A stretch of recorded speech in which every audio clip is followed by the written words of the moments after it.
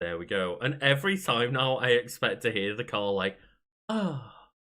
It's because I can't see the intro, so I have to just in my head think, okay, how long is our intro? It's about 7 seconds. It's Ever literally tried doing that? 4 seconds. Yeah. Okay. Would you like when you've got to try and count for yourself? You ever play that game at school, like when you did drama, presumably? You must Mm, have the thing of like count to 60 in your head, then come out on stage yeah. to see how good you are at like just having an internal clock. See, the one that always gets me is like I've seen those and obviously intentional like restaurants where they have the thing of like, oh, if you can hit the timer to a specific second on the clock without looking, then we'll give you a meal for free, right? And Yeah. I love that gimmick because not only is it fun, you get a chance to like play a game for a free meal, which most people are never going to be able to do, but it also creates like fun viral moments for them to record and share on social media to like promote the business when someone does manage it. It's a win-win scenario, and Yeah. I always watch those going, get that 10 seconds. I'd get it on this. I think I'd be pretty good at it. We could play it like, in the after the breaks. My phone's charging in the room, but we could both get a timer on our phone and see if we can do it if you want.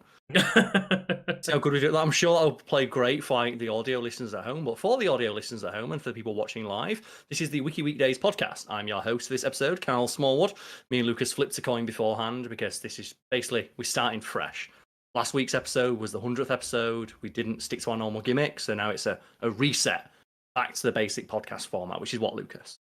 Well, the basic format for the podcast is that both of us will bring a wiki of our choosing for a discussion, and then we have several gimmicks that are layered upon that. But yeah, just the general idea is that both of us bring in a Wikipedia page for us to discuss, or a wiki page, more specifically. Like I'm bringing in a fandom page, I think, today. But yeah, just the idea is generally pick two topics and riff upon them, and if we need to refer to the wiki, then we can. Yeah. It's like the wiki serves more as a jumping off point for a wider conversation. If you happen to enjoy the conversation, either myself or Lucas leads off with, you can vote on which wiki you thought won this week in our Discord below, one of our gimmicks that Lucas mentioned. The other gimmick, if you're a visual watcher, or if you're listening to this and the video's on screen, you can turn around and have a little look. You'll see a very cute dog called Linnea, and that's our pet of the week. Nice. Every week we ask like our fans to submit pictures of their pets, animals, random things that fly past our window. One day, especially someone's like, just discover a new animal. Like, what the fuck is this? that viral tweet of like the Russian guy who just like sees a weird fish in a lake. It's like, the fuck this fish? Well, just doesn't know what it is. It's a new species of fish. According to, I believe it was QI that like brought up this factoid of just the most likely place for you to ever discover a new species will just be in your own back garden, because the definition of the definition of species is so like strict that technically if you discover something that's like a bug in your back garden that's slightly different from anything else that's ever been discovered, then it's a new species. Yeah. Well, it's like you get like I think it was like the new giraffe tech that was discovered a few years ago. Because when someone says giraffe, you think what's a fucking giraffe in it? It's like actually there was like 3 distinct subspecies of giraffe. So like zebras, there's plain zebras, there's like lowland zebras, I think it is. Even though it's still a zebra, it's a Okay. different kind of zebra. I assume it's the same thing. Like here's a woodlouse, but here's a slightly different species of woodlouse. I mean, yeah, but I believe there's at least 4 species of, right? Yeah, but like they previously thought they were just like similar to like different species of dog or something. It turns out they're genetically so different that you can consider them to be like different species, Well, no, or something to that effect. You said 3 giraffe, but the giraffe that I imagine in my head every single time when the word giraffe is mentioned is, of course, the cube giraffe. Oh, fuck's sake. Cube giraffe. Can't hurt me 'cause I am Cube. Go look up the episode on devil fruit to see like the origins of that in-joke. But yeah, if you'd like to contribute or create an in-joke, you can submit like, memes, pictures of your pets, maybe a new species. Maybe go bomb me guy like, the fuck this bug. What's this? Can you imagine the idea that like a newly discovered species was first publicly seen on this podcast? Well, it reminds me a little bit of like, do you know the War Thunder forums where War Thunder forums keep getting in trouble with like the actual government?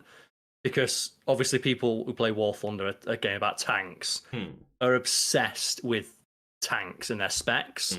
And like government employees keep arguing in forums and posting classified documents about why a tank should be better or worse. It's like, hey, the specifications of this tank are not allowed to be posted online. Stop doing this. Just like the World of Tanks like controversy section on the wiki page. I think it does have a controversy section. So maybe one day we'll cover that. But yeah, if anyone's got any suggestions like that of here's a wiki we think you should cover, you can also like submit that in our Discord, all found linked below. Yeah, of course. And one thing that we do have to do during our intro, Karl, is we have to shout out our supporters on the shout out tier, the highest tier on our Patreon. And yes. you can see that the names above are like the podcast producer names for our second highest tier. But we do have, I know that you laugh at that every time, but it's the closest thing I can call it, right? That's what everyone does. Executive producer, right? Yeah. The executive producer credit is, of course, the names of the people that support us above. And then the people that we have to shout out are listed here, Karl. So I guess, do you want to start us off? Of course. Well, the first person to shout out will be of Awesome. And as a reminder, these are the final shout outs we'll be doing for the month of April.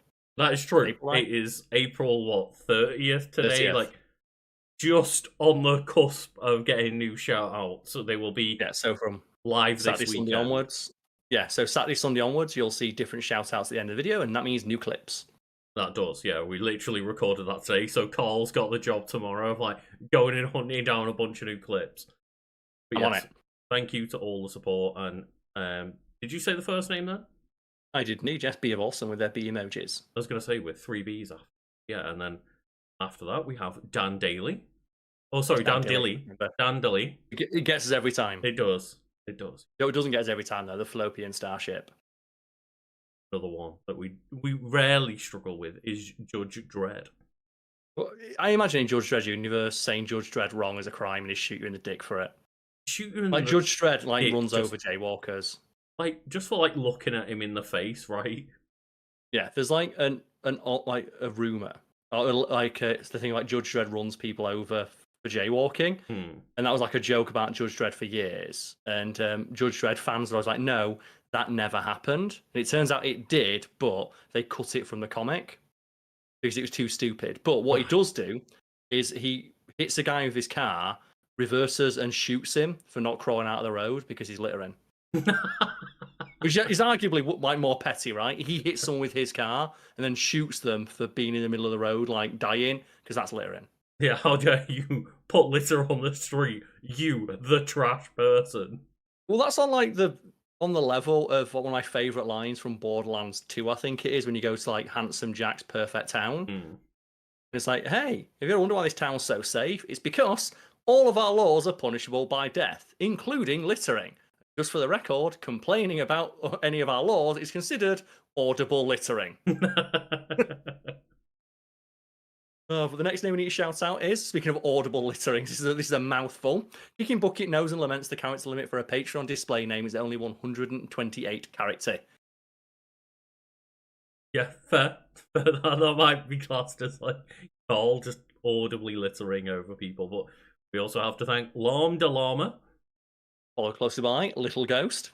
And Lucille de Steele. Tam McKee. And Woo Won King Day Willy Wonka Fondue way to make the name longer.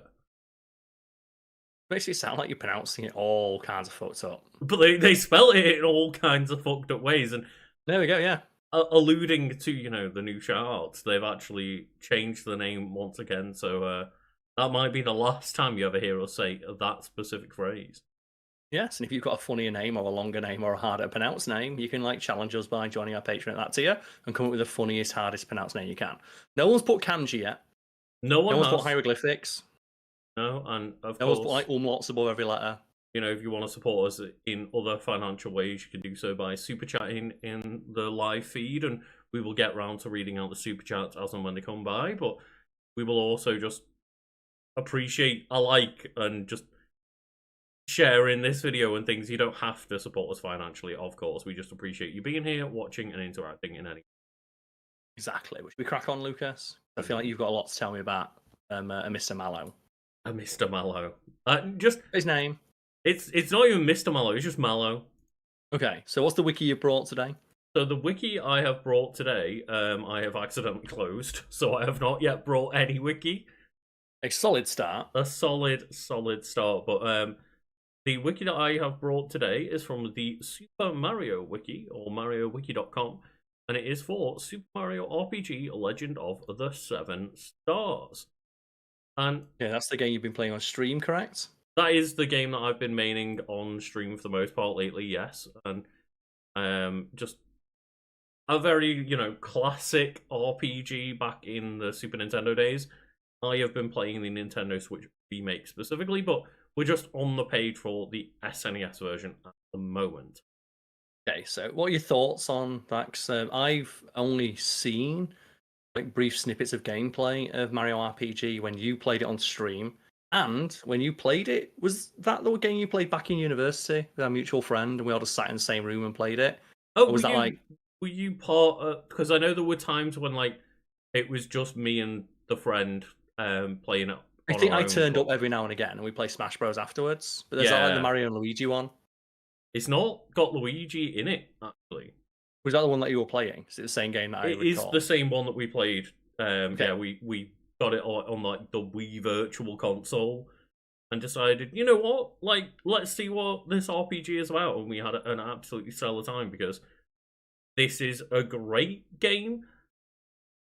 It was very, very revolutionary at the time, and I would argue that going back to it, I've kind of realized that, hey, it's not maybe quite on the highest of higher standards when it comes to like Mario RPGs.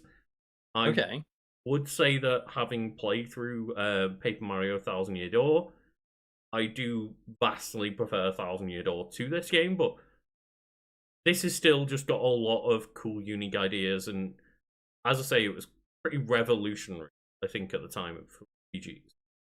Okay, so where would you like rank it in your list of like top 3 RPGs, let's say? Top 3 RPGs ever? Yeah, I guess. Or top 3 JRPGs, I suppose. Not in there. Is it not in there then? You don't think Not it's in not top that good? 3 RPGs of all time, Okay, no. okay. Would you consider in your top 10?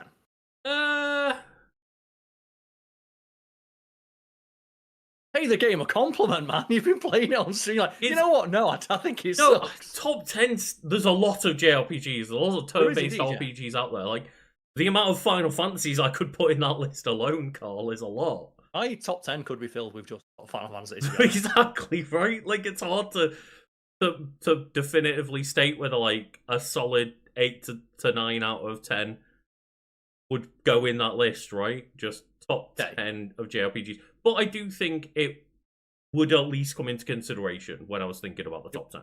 I'll change tack then. Is there anything in it you wish was adopted by other JRPGs? Doesn't it have like the active battle system? It does, and it's one thing that I want to talk about because for the longest period of time, like the only games that I have really experienced, I play a lot of JRPGs in terms of like the Mario RPGs, Final Fantasy, and I'm a massive Pokemon nerd. Like, Pokemon is one of the games that I've played the most ever in terms of the series itself, but just no other turn-based RPG I can think of that isn't Mario RPGs uses the battle mechanics of, timing button presses to make your attacks better or to be able to block and fully parry, like, certain moves and stuff. And that means you haven't played Barclay's Shut Up and Jam Gaiden then? Wait, what? So, are you familiar with Barclay's Shut Up and Jam Gaiden? No? What on earth is this? It is a game. I think it was made on like RPG Maker, and it's just all stolen assets. Right. And it is positioned as a sequel to Space Jam. Okay. You play as Charles Barkley in the post-apocalypse after basketball has been banned after he performed what is known as a chaos dunk, which destroyed the world and had basketball banned. And it's actually a super legit RPG, and it has a load of battle systems in it. Mm-hmm. For example, like your monk, those combos, and you have to you have a bar that you fill up while you do. Do you like Zell's beat rush? I'm very aware. Their basic attacks, but you do a suplex to lower defense. You can do a like an uppercut to like raise your attack, that Mhm. sort of thing. So it just keeps you constantly engaged when you're playing. Yeah, and that's one thing that I thoroughly enjoy about Super Mario RPG, and I say the Mario RPGs that follow on, including like the Paper Mario series and the Mario and Luigi series. A lot of them take that active battle mechanic, and run with it as well, and it just it makes an RPG. I should say it keeps you engaged because Yes, you're actually having to think while playing every single battle to try and min max everything, which of course. if you're into JRPGs, many JRPG players, or like turn-based RPG players, if you want to say that, they like min-maxing. They like being There's also a lot of efficient. grinding. There I was think of like Final Fantasy. Some get a lot of Final Fantasies by the end of the game where you're just grinding, you're just mashing A for the most part. You don't need to think and about what you're pressing. that's what I don't like. Is there's so many RPGs with speed up mechanics. It's like, okay, Why I'm not just make the gonna game fun? play this at double speed to grind it out, and it's just like, is that really fun? Is that really what we want to do with our games to make them more engaging? Is to speed past playing them? Yeah, why not make it just fun and engaging to play? And thinking of like active battle systems, you might like then the Yakuza RPGs. Yeah, They're I based have like been Dragon meaning to Quest, play and they them, have like system. Like they have like a perfect guard system, a parry system. All the attacks require like perfect inputs to get maximum damage and additional effects. and Also very charmingly presented. Like one of your attacks is just like the cash slap, and the more money you have, like the harder it hits. Because the bigger bigger you stack of cash, the more damage you do. that's great. That's very Yakuza, and Yeah, I'm really, you know, sitting here going, aha, because I know that people are sitting there. Well, there's a game that's out right now with this exact mechanic. I know, and I'm playing it because yes, I have also been playing Clair Obscur Expedition 33. I keep banging on about Karl, like when you finish with Oblivion, go play this, dude. you've been telling me like, yeah, Carl, this is the shit. You will play, but I just bought Oblivion. Exactly. I So want to get my I'm money's worth out of fully Oblivion telling first. Karl, go play this shit right now after you're done with Oblivion. Of course, and I don't mind. That's the thing. It's just when people advise us to like watch TV shows, right? All I think is that just means there's so much more stuff for me to do. Hmm. It's nice to know just the never-ending list of stuff to get through with all this fantastic content. It's like the meme, isn't it? Like Sabrina the Teenage Witch, like the 5 cakes in front of her. It's like you're just eating so good. Oh, like all the pancakes getting pushed into her Yeah. face, and she's like, "Oh, so many pancake stacks." Or like the Smithers one of like he's in the strip club and it's just the asses towards. Like, oh no, too much. The TNA. Oh, two very different experiences there. I was thinking more along when you mentioned cake is the Matilda thing of like, oh, you like the chocolate cake? Eat the entire cake then. I fucking would. I mean, he Or, did. like, Bog Trot or whatever the fuck he's called. He did, to be fair. But yeah, like And that cake looks dense, doesn't it, in Matilda? dense. I can't tell if it looks nice or like because it's so dense and so messy. But that means you know it's fucking good. It looks like a really nice cake to have a slice of. Like it's one of those ones that like when they give you the plate, your hand goes down a little bit. You know it's supposed to be as heavy as it is, right? It looks so rich and moist. But yeah, eating an entire cake, regardless of the cake itself, is a lot. But just yeah, it looks heavy, and that cake is like a third the size of the child. It's a big cake. It's like that legendary post in it. That person. I weighed myself today and I weigh 99 pounds. So I'm gonna eat a pound of Doritos, so I'm 1% Dorito. Imagine being like a quantifiable percentage Dorito. But yes, I have been very much enjoying off-stream playing Clair Obscur because it's not the type of game where I feel as though people can come in halfway through and be like, "Oh, what's going on?" And I'm like, "There's so many JRPG. proper nouns that are made up that just I'm going to enjoy this on my own time." But I am really enjoying it so far. I'm like maybe like 5 to 10 hours kind of range, and it's just done that thing that I've been shouting at RPGs to do of take the Super Mario RPG battle mechanic of having time button presses and put it in a different RPG. It's like I'm always baffled sitting there going, why is it only Mario RPGs that seem to do this? Yeah, or just like put a bit of hit stop and zoom ins on attacks. 'Cause, like I think to Darkest Dungeon, Mm. like Darkest Dungeon, where Darkest Dungeon looks incredible. Yeah, And yeah. obviously the sprite work in Darkest Dungeon is fucking like untouchable. It's so good. But the actual animation is really simple, but they do so much with so little by when you do an attack, just zooming in slightly and slowing down the game a little bit of hit stop, and then having like the narrator, it's like a valiant blow. Like and it's just they do so much with so little in that game. I wonder why like, more games don't do that. Yeah, The because nice zooming in the it hit is stop, like or like realistically, the Darkest Dungeon is it's all like hand drawn style, and it. I imagine that the animations are only a few drawings, but as you say, like they just speed ramp up like the movement on the like the kind of like this image swiping across the screen and doing like a couple of movements and then just doing all the classic game design things, as you say, like hit stop and like zoom ins and I like I don't remember, there's like speed lines and stuff like that, but classic things that animation and anime and stuff use to the try and make emphasis, things right? feel way more visceral, even though it's a mostly static object moving. Yeah, so if you remove all of like the effects from that, it's just like a little drawing going yeah with a sword. But then you like do the zoom in, you do like the blood splatter effect, and like zoom in on like your leper just fucking flexing and taking the hit and having 1 HP left. Hmm.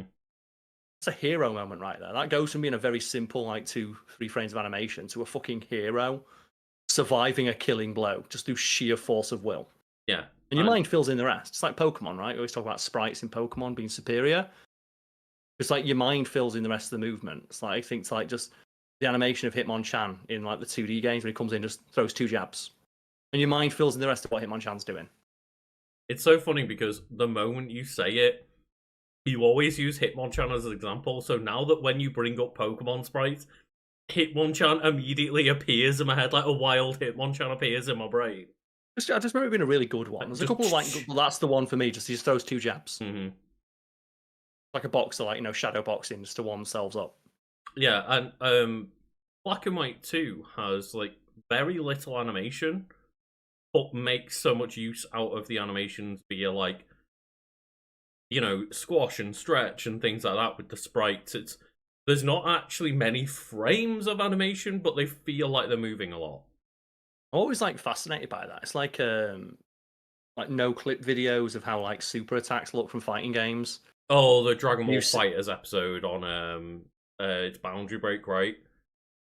and it's like, oh, Gohan's giant hand because the camera zooms in and shows he's like the father son Kamehameha, and they just give him a giant hand for like 1 frame. Yeah, because they've turned the camera and you've got to like malform the character model to work with the perspective to make it look like the anime. And Yeah, and it's so clever. it is really clever. And just like this game, just Super Mario RPG is another game where there isn't necessarily that much animation per character. However, there is a lot of different characters and a lot of different animations.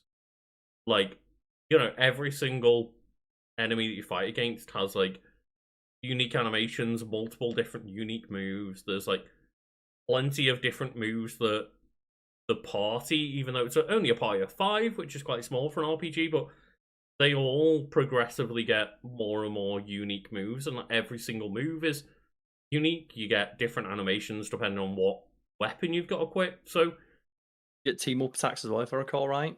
yeah, I don't know if that is unique to the remake because it's been so long since I played the SNES version. So like maybe we can find that out. But I have a feeling that the like triple attack was something that they added into the remake to make it a little bit.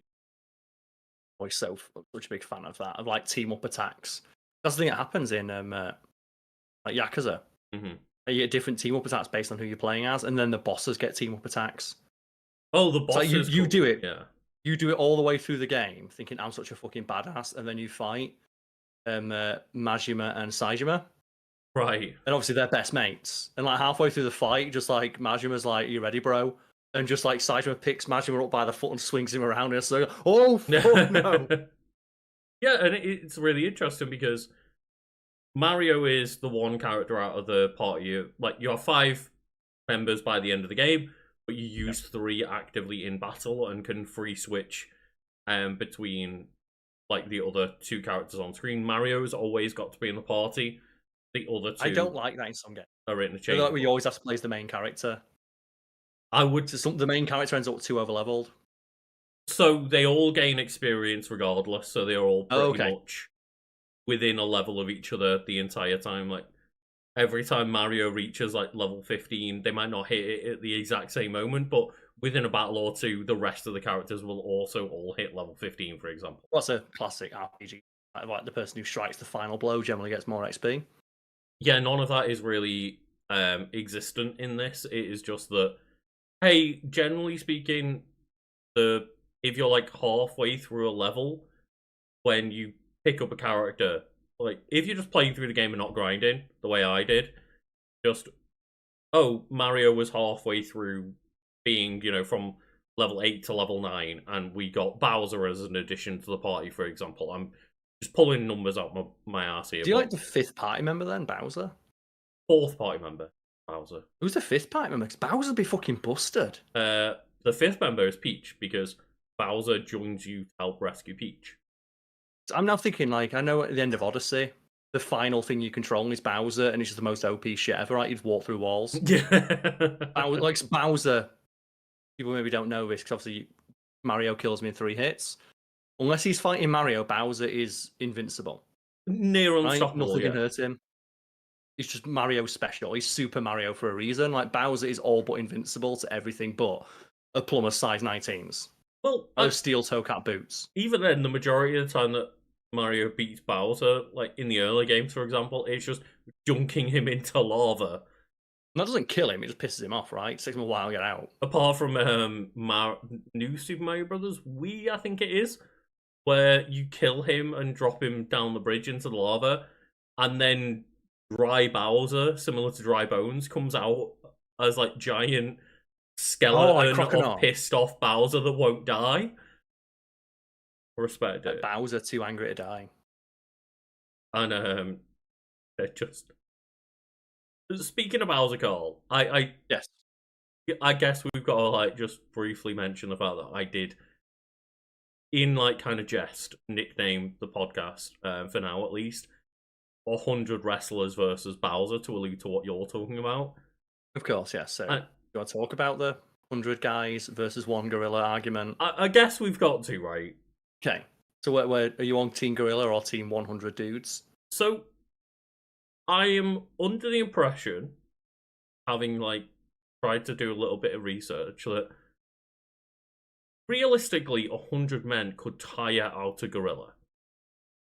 So I think it's even easier than that, because a story I looked up on a story I wrote years ago for Today I found out about the time where a gorilla got loose on a ship.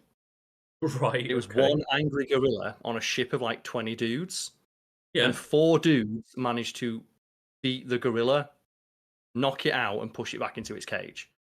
And that's just 4 burly dudes with a stick. I was going to say, did they have equipment? They had a stick. Right, yeah. The gorilla also had a weapon, because the gorilla managed to rip a piece of the boat off and was swinging that around. And it did nearly kill a guy. It hit a guy and scalped him.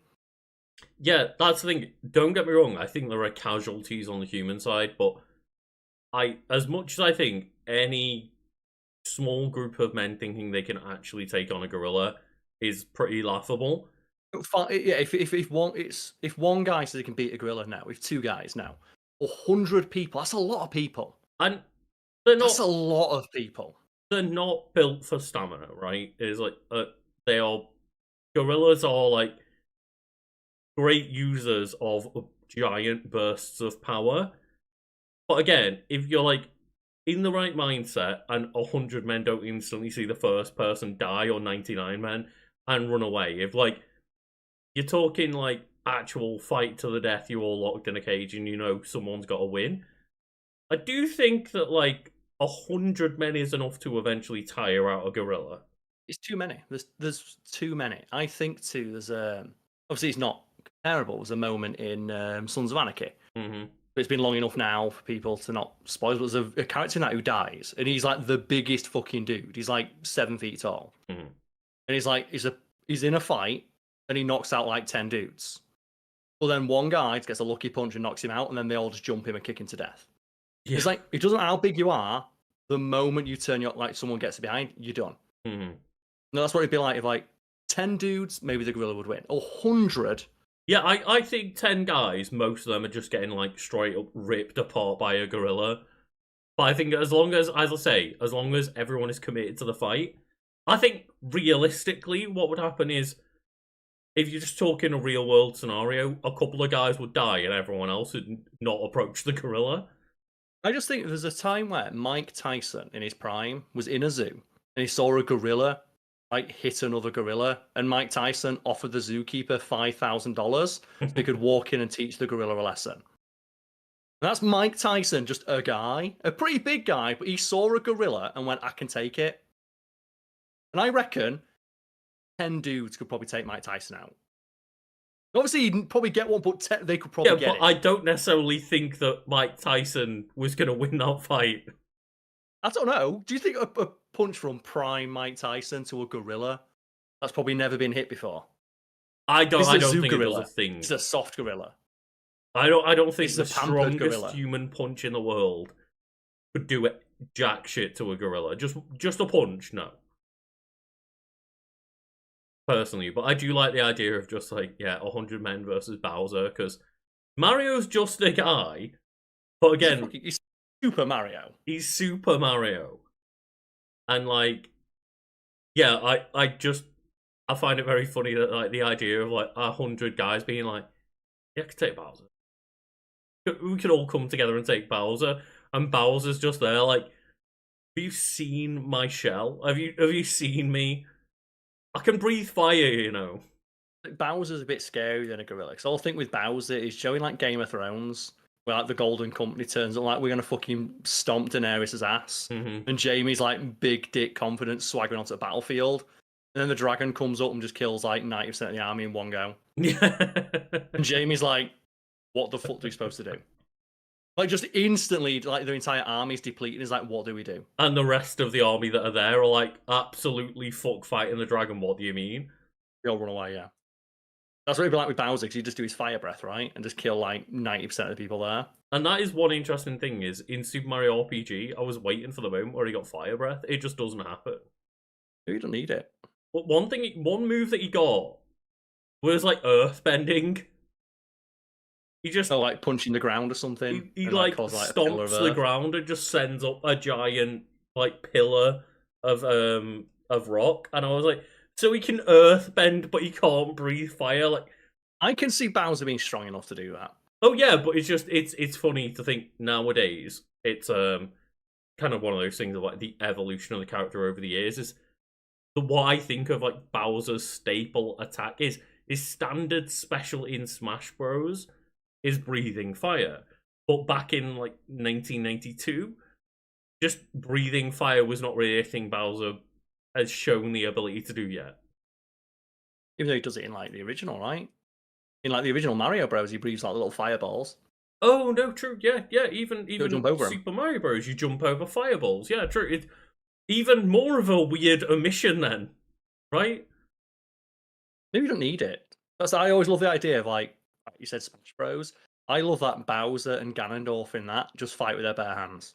Mm-hmm. Like Ganondorf, I'm annoyed that he has his sword now, because I love that one of his taunts is showing off his sword and then putting it away. Like, I don't fucking need it to kick your ass.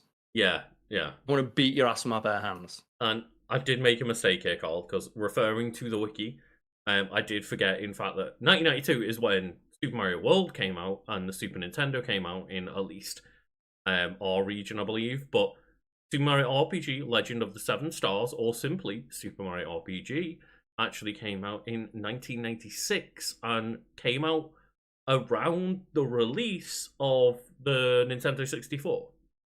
Okay, so it's one of like the final games released for the SNES. And one of the final, like, official, Nintendo, I was going to say produced, but it was developed by Square Enix, but published by Nintendo, I believe. And any more about it? Or is that like the basic info? Oh no, I was just gonna say like it's weird when you say like, oh, one of the last games on Super Nintendo, because Game Boy and Super Nintendo and like Mega Drive / Genesis, they are still consoles that get releases to this date. But like those, retro style indie games and stuff where someone's like, Yeah. I've spent the last 10 years making a game that physically could work as a Super Nintendo cartridge. I'm a fan of stuff like that. It's like I love demakes, it. right? People do the demake of like Bloodborne. That someone did. It's a PS1 game. It was like Nightmare Creatures. Yeah. I remember seeing that Bloodborne demake. Went and just play Nightmare Creatures. And I can't remember the name of the creator, but they also then, I believe they're the same person that made Bloodborne Kart. Which then, like, I'm gonna give that person props. It looked good, but they were a fucking idiot for calling it Bloodborne Kart, and then after it went viral, continuing to call it Bloodborne Kart because they got slapped with a DMCA. And it's like, what the fuck did you expect? You were on like the front page of like fucking Kotaku saying, "Here's Bloodborne Kart." hmm And just to shout them out, Bloodborne PSX is the PlayStation demake, is a 2022 action RPG published by LW Media. The demake of From Software's Bloodborne, and the game was developed by Lilith Botster Walther and Corwin Pritchard. And Okay. Botster is spelled with a little zero there. Shout out to them for making just two awesome little, like, PlayStation references. But the idea of, calling something Bloodborne Kart, it is asking for a DMCA, right? You're asking for a DMCA. Well, I do think the demake looked good, but it's Nightmare Creatures. We should say make Nightmare Creatures again. Rawr. I know. It's like, let me do fucking just werewolf combos, man. It's still one of my favourite sound effects in all the gaming. Is just the werewolves in Nightmare Creatures. Where it's like rawr. Is that where you get that from? Yeah, Nightmare Creatures. Right. Okay. I had the demo, and I just played the demo, which is the first level, over and over and over again. I think I'm probably only aware of its existence because you said its name before. Yeah. It's just one of those like obscure PS1 games that's never fucking getting a remake or any reference ever, because who gives a shit except for me. Yeah. Like Future LAPD. Yeah, that was another one where, like, again, I've heard a couple of people talk about that game, but just Always me, right? it's normally you. And there are certain levels where just, I thought as a kid I played some like pure video games, and then Karl pulls like the extra level of obscurity out of his ass and just beats me to it. You know what those games are? They're the games that you get when you grow up on the council estate. You've got the chip PlayStation, and you've only got £2, and you just have to get, what's this? Oh, I'll give this game's £2. It's Future Cop LAPD. I guess we're playing that. Yeah, literally the person who lived like across the street from me, they were the person who like made, ripped copies for PlayStation. So just every week when I'd get like a little bit of pocket money, like a couple of quid off my grandparents, I'd just go over to them and be like, "Oh, just give us a new game." And just give them a couple of quid. They'd give me a CD with just a random PlayStation copy game, right? Yeah, I play a lot of demos as well. Yeah, Go around actually not the game shops, but like the news agents, and like when they're like getting rid of the magazines, ask for the discs. I can play the demo discs. Discs. The amount of times I've seen, or not nowadays, but you used to see people just walk up to the magazine rack and just quickly snipe a demo disc because they were just on the front of so many of the magazines, right? It's like nicking the out of, like the box of cornflakes, right? They had like Age of Empires or a box of cornflakes. Really? Age of Empires? Age of Empires are giving away with cornflakes. I remember there being really bad, like, games that were licensed games on cereal boxes and stuff, but I definitely recall Age of Empires. That's how we got it. We got it from a box of cornflakes. That's sick. Great, right? Yeah. Oh, but going back to the Super Mario RPG here, Karl. Yes. It is a role-playing game designed by Square, who are now Square Enix, but it was like Squaresoft and Enix, I think, and they formed together. It's complicated, right? to become like one amalgam company that's Square Enix nowadays. But yeah, Squaresoft back in the day, and yeah, it's just, of course, if you're Nintendo and you're sitting there going, who's going to make an RPG out of Mario? It's like, you want to call up the Final Fantasy and Dragon Quest people? Yeah, let's do that. Just, you want to call up maybe the greatest developers of RPGs in general, like arguably. Yes. Just get Square in. They can always just sit there and say like, we did Final Fantasy VII, right? And it's like, fuck, they did do Final Fantasy VII. You can never take it away from them. Not yet, they didn't. This came out in '96, but at that time they done Final Fantasy II.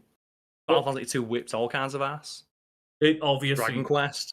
They've done like I'm not the biggest Dragon Quest fan, but Dragon Quest like fucking shuts Japan down still to this day, right? It does, yeah. Like people, including companies, take the day off sometimes when like Dragon Quest came out. I can't remember exactly what company was, but there was a What was the last game to do that? Like, there was a big game. I think it was Dragon Quest XI, where there was a big company. I still remember seeing the story of like, there were so many people that booked the day off for Dragon Quest XI coming out, including the CEO, that they just went, let's take the day off, guys. So yeah, the CEO wanted to play Dragon Quest, right? It's like, fuck it, just take the day off. Just like a public holiday is Dragon Quest Day over there. We almost get that though. It's like when, like, what I imagine when Grand Theft Auto 6 comes out, the next day is going to be the single like unhealthiest day on record, right? Of like 90% of everyone between the ages of like 25 and 40 are going to call in sick to work. I think every 12-year-old's not going to school the next day, Karl. God, yeah. It's bad enough when, like, back in the day when Halo came out, or nowadays more like a Call of Duty, probably. But, yeah, I can't imagine how many people are calling in sick for school or work or whatever, or booking time off just because GTA 6 is going to come out. It's still like one of the most like brutal put downs where it's like some lass on Twitter's like, oh, is my boyfriend really booking the day off to play a video game on Friday? And it's like, imagine having no hobbies to the point where you get mad at someone for having one. And it's something like that, right? It's like insult of having a hobby. Yeah. It's something that we actually need to have a discussion about during a meeting at some point, because I need time to play a game. Well, I've booked off a week for when the Switch 2 comes out, so I need to get ahead on content. Wait, is this real? This is not a bit like, wait, what? Yeah, like, when is this? I've not brought up. I've booked like a week off at Nando's to have the Switch 2 but when is this? Because I've got a wedding around the time like the Switch comes out. So the Switch 2 releases June 5th. June 5th. Okay, I'm at a wedding 2 weeks after that. Oh, right, okay, cool. Okay. Well, that means I'll have to get ahead for that wedding because I'm away for a week for that wedding. So June's going to be a busy month for us. Well, what we can do then is that we can make sure during like next month, during May, we can just both sit down and be like, here's when we get the extra stuff recorded so we can get ahead for both wedding and Switch 2, and then we'll be fine. We'll be okay. The worst bit is another wedding the month after as well. I didn't know that. So yeah, so June's like 50% of June is just like a write-off for us. So there might be less live podcasts during the month of June because I'm sitting there just like, I'm streaming Mario Kart World instead. Just stream from like the little Nintendo Switch 2 camera. Oh god. Just stream from that. And I'm not going to be buying the camera. I've basically bought like every other fucking accessory. I'm not buying the Switch camera. Okay. So yeah, well, I guess like look forward to that then. Like just check out Lucas's Twitch to see him play like every new Switch game. Oh god, yeah. So I'll more than likely mainly be streaming Mario Kart World during release because it's like the main big release game. But I also do want to make sure that I revisit Breath of the Wild and Tears of the Kingdom to see all of like the cool upgrades that you get for the Switch 2 editions. I get a Switch 2 though. I'm gonna make a new account. I'm gonna call it Lucas Watcher. I'm just gonna raise your games when you're streaming and just follow you around in the open world. And like, so the thing is, we're now gonna get like Dark Souls style invasions in Mario Kart, and I hope that people like go to the level that the people do for Dark Souls. Like, do you ever see that one like the Drip Inspector?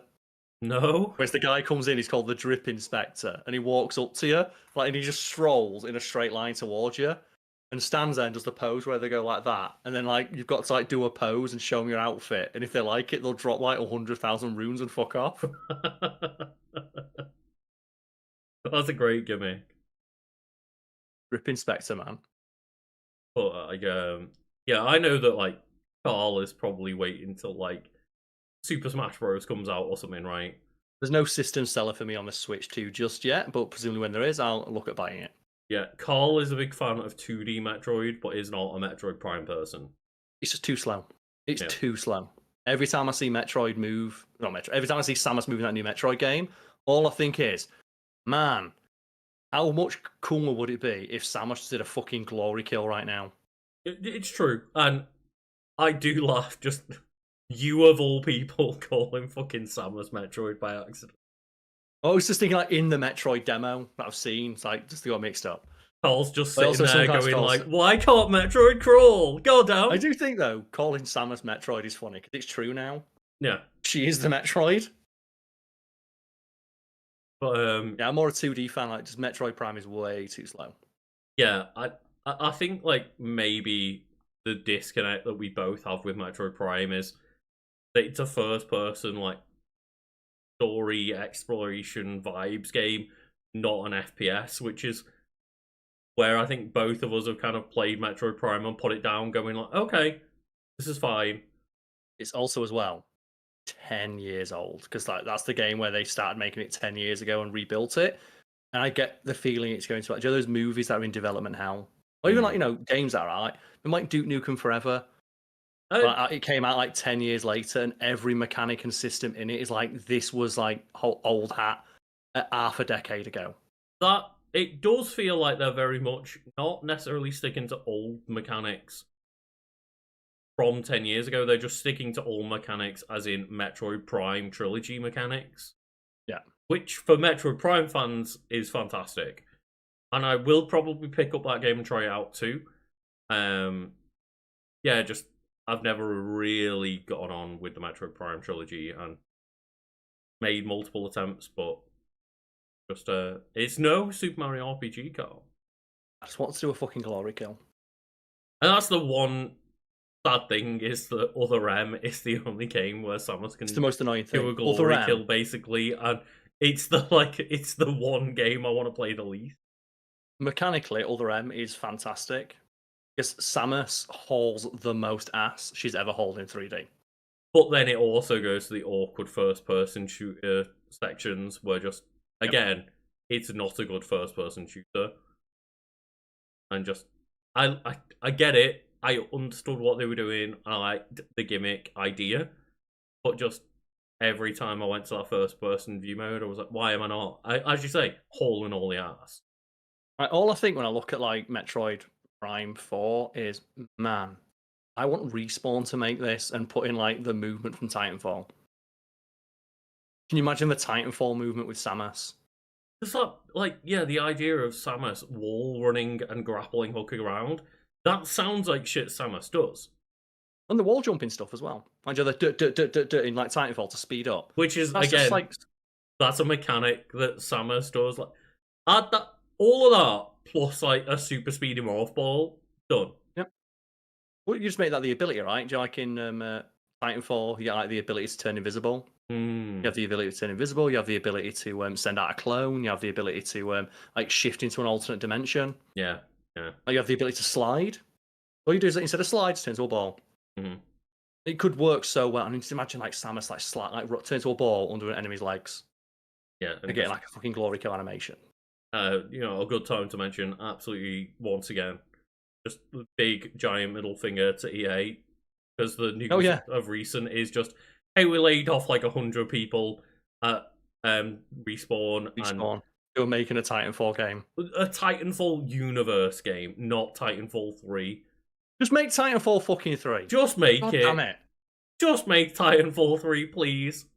I get so mad every time they're like, oh, we're going to make a game in the Titanfall universe. The Titanfall universe is fucking boring if you're not in the giant robot. It's not an interesting universe. We like the robots.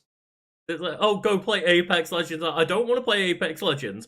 I want to play Titanfall 2, but better and newer. Which, again, Titanfall 2's close to a perfect game, but I know Respawn could, even nowadays, make an even better version of that, right? More Titans in it. Yeah. All I want, more Titans. Or just at least the Titans that are in like the code, like the melee Titan. There was going to be a fucking samurai sword for like the pilot in that game. They never put it in. Right. Yeah, just I hate the idea of making a Star Wars game. We're continuing to update Apex Legends, and constantly we keep trying new ideas in the Titanfall universe that aren't working out, and now we're firing people and making them move to different projects. Did you think maybe just do Titanfall 3? At any point. Please. Please, dear God. But yeah, we haven't talked much itself about like Super Mario RPG, like in terms of like the plot and the story and stuff. So try and get to that a little bit, but it is a Super Mario. It is the first, in fact, Super Mario role-playing game with an action command battle system. In this game, Mario, with the help of Mallow, Geno, Bowser, and Princess Toadstool, need to stop. Unless it wasn't Peach yet. Yeah, back in the day, it was what it started out as like King Koopa and Princess Toadstool, and then Bowser became Bowser quicker than Princess Toadstool became Peach. It's Bowser, King of the Koopas. And it's Princess Peach of the Mushroom Kingdom. Yep. Princess Toadstool actually like slightly makes more sense because like Toadstool has that association with the mushrooms, right? Whereas just not to mention her design with the dress, Peach. Right? The big round dress is reminiscent of a mushroom. Mm-hmm. If no one got that reference, like she looks like a mushroom. And now it's like just for those peachy cheeks, I guess. Sure. But they need to stop the Smithy Gang while collecting 7 star pieces so that peace may return and wishes may be granted once more. And going through the game, it's kind of a weird roller coaster because I have come to the conclusion replaying it that I was starting the game and the intro is quite slow. And RPG. Yeah. Be expected. RPG, classic. You meet Mallow and Geno relatively early on, and they're great characters, but very charming, but very slow to begin with. And you're like, okay, maybe this game isn't quite as like fantastic as I remember. Like, there's a lot of nostalgia going on, maybe. Then you get to like the middle 3 chapters. Oh no, I remember this game absolutely pops off and is weird and wacky and does all sorts of crazy shit. There's that moment, right? It's like every RPG, every good RPG has that moment where the world opens up because there's so many things it's tutorializing you for. And I know in like Final Fantasy X, it's probably the RPG I played the most. It's when you get to the Calm Lands. Yeah. Up until you get to the Calm Lands, you're pretty much railroaded. Mm-hmm. And you get to the Calm Lands and the world just opens up and you get this huge fucking area of like 6 different things to go explore. This is a really linear RPG, I'll give it that. But the wackiness of the characters and the story comes together after the first couple of chapters are done with. It really starts to elevate and become super stupid and crazy. And then towards the end, it's just kind of like it loses a lot of its luster. Now, does it not have like a good final boss and then a final boss rush? Really, no. And like, you have to defeat the Smithy Gang, and throughout this, it's on the box, is this giant sword that decided to, like, plant itself in Bowser's Keep. And you kind of think, like, oh, it's on the box, it's the first giant, like, character that's introduced, and, you know, you fight a bunch of different weaponry-based characters along the way, and you think, maybe this giant sword planted in Bowser's castle is the final boss. And then you defeat that giant sword and you get warped into like the weapon world and fight a giant clock, and then Smithy, who is the final boss, who you've never met. There's been no build up to them other than the name Smithy being mentioned, and it's just everything is like set in this like factory, and it's very just grey and basic. It's not really over the top or silly or wacky, and it gets really weird in that final chapter because it just kind of has such a kind of flat note to end on. Yeah, and the boss coming out of nowhere to whomp your ass can be done. One of my favourite games, the one I replayed the most on stream, like Revengeance, Senator Armstrong, he's hinted at. You see him in one cutscene, like in the second mission, and then he doesn't turn up till the very end of the game. And he's like one of the best bosses in like that generation of video games. He's just so fucking over the top because he's insane. Then you get like actual character and cutscenes and development through how insane they are in that boss fight, whereas Smithy is just kind of like, yeah, I'm Smithy, I'm here, says a couple of lines, and it, 1996 Super Nintendo RPG, relatively limited in terms of like the ability to do massive cutscenes and stuff. But yeah, just there's no Kefka moment, right? In like Final Fantasy VI, where just Kefka's like this really over the top villain and has a lot of personality. Smithy's just kind of there to beat. Does he have multiple phases at least? At least has 2 phases. Yeah. Okay. And the multiple phase boss is like an RPG staple. I fucking love the multiple phase boss. Armstrong has multiple phases. Yeah, that's one thing that I love and hate, because how many times have you thought that you're about to defeat a boss and unleashed your super move to style on the boss at the end, and then it's like, oh, it did 1 damage because you were right at the end of 1 health bar, and then it unleashes a 2nd health bar and you just wasted your super. But at the same time, I'm a big fan of it if the game can pull that off. If a game can like keep elevating and keep the momentum, I'm a big fan. Like, I'm not going to mention like Revengeance again, but I think that does it. But another example is like Devil May Cry 5, where you fight like Urizen for the 3rd and final time, and Urizen, you beat him. Virgil fucking steps out like an absolute G. You're like, oh my god, I've got to fight Virgil. And Virgil's like, no. Fuck you, you're too weak. Mm-hmm. Do a boss rush. And it's like you fight every boss again. Go fight Virgil, and you beat Virgil beats your ass, and then you fight him again as Nero with a new power. Yeah. It just keeps building and keeps building. And one thing that I haven't done yet is actually take on one thing that I'm really excited about, which is the super bosses, optional bosses. Okay, so you mentioned like this just before recording. Do you like super bosses? I love the idea of optional super bosses, yeah. I like the idea of them. I don't like fighting them because I hate the idea of the super boss being tougher than the final boss. So once you beat the super boss, there's no challenge left, but you still got like 10 hours of gameplay left. See, the one thing that I do like is the fact that Super Mario RPG, not only you unlock the super boss, I believe you unlock the super bosses in Super Mario RPG Remake. They're all like tied to the game completion. Yes, I don't mind that. So like Final Fantasy VII Rebirth and Remake did this, where once you've beaten the game, there's New Game Plus, which introduces new bosses. Yeah. I like that, of like going back in with a max level character. But when there's like, in FF7, for example, like Ruby Weapon, if you can beat Ruby Weapon, Sephiroth's not a challenge. Yeah. Ruby Weapon has like 8 million health, and Sephiroth has like, 1 million. I don't know how many, but he's far weaker than one of the optional bosses. He's not a threat. Exactly. So the idea of doing a super boss before you finish the game means, well, I've gotten the best weapons in the game, I've defeated the hardest enemy, and now I'm just plodding through to the end of the game where I'm fighting somebody that I'm already more than equipped to beat. Although it is very satisfying to like the final boss hits you with their ultimate attack, and it's just no. It's like when I was like, okay, I'm never going to beat Final Fantasy VII Rebirth's like ultimate max level challenges.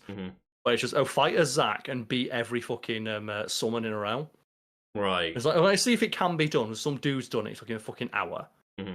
Of just like, but like the fact that you can perfect parry every attack. Just the comment that like just sent my sight into orbit is like, imagine unleashing like your ultimate attack and Zack says resist 0 damage. It was like, yeah, I've not got the patience to do an hour-long boss rush. Yeah. Where one mistake is death. I get that. Too much. And yeah, I don't like it as much in just straight-up turn-based RPGs where it's just you're reliant on having bigger numbers, but Or luck. Yeah, true. Where I really like it is when it is a Super Mario RPG or Clay Obscure or something like that, just because, or Final Fantasy Remake and Rebirth, where there is an element the where Bahamut fight, for example, right? You can literally go back in and fight Bahamut. Like, you can get good and start blocking every move, and like I in a moment of my playthrough of Super Mario RPG, you come across like a dojo, and you fight the leader of the dojo and fight the level 1 version, and they're pretty strong. And you fight a level 2 version, and it's like, oh, this person is clearly really powerful.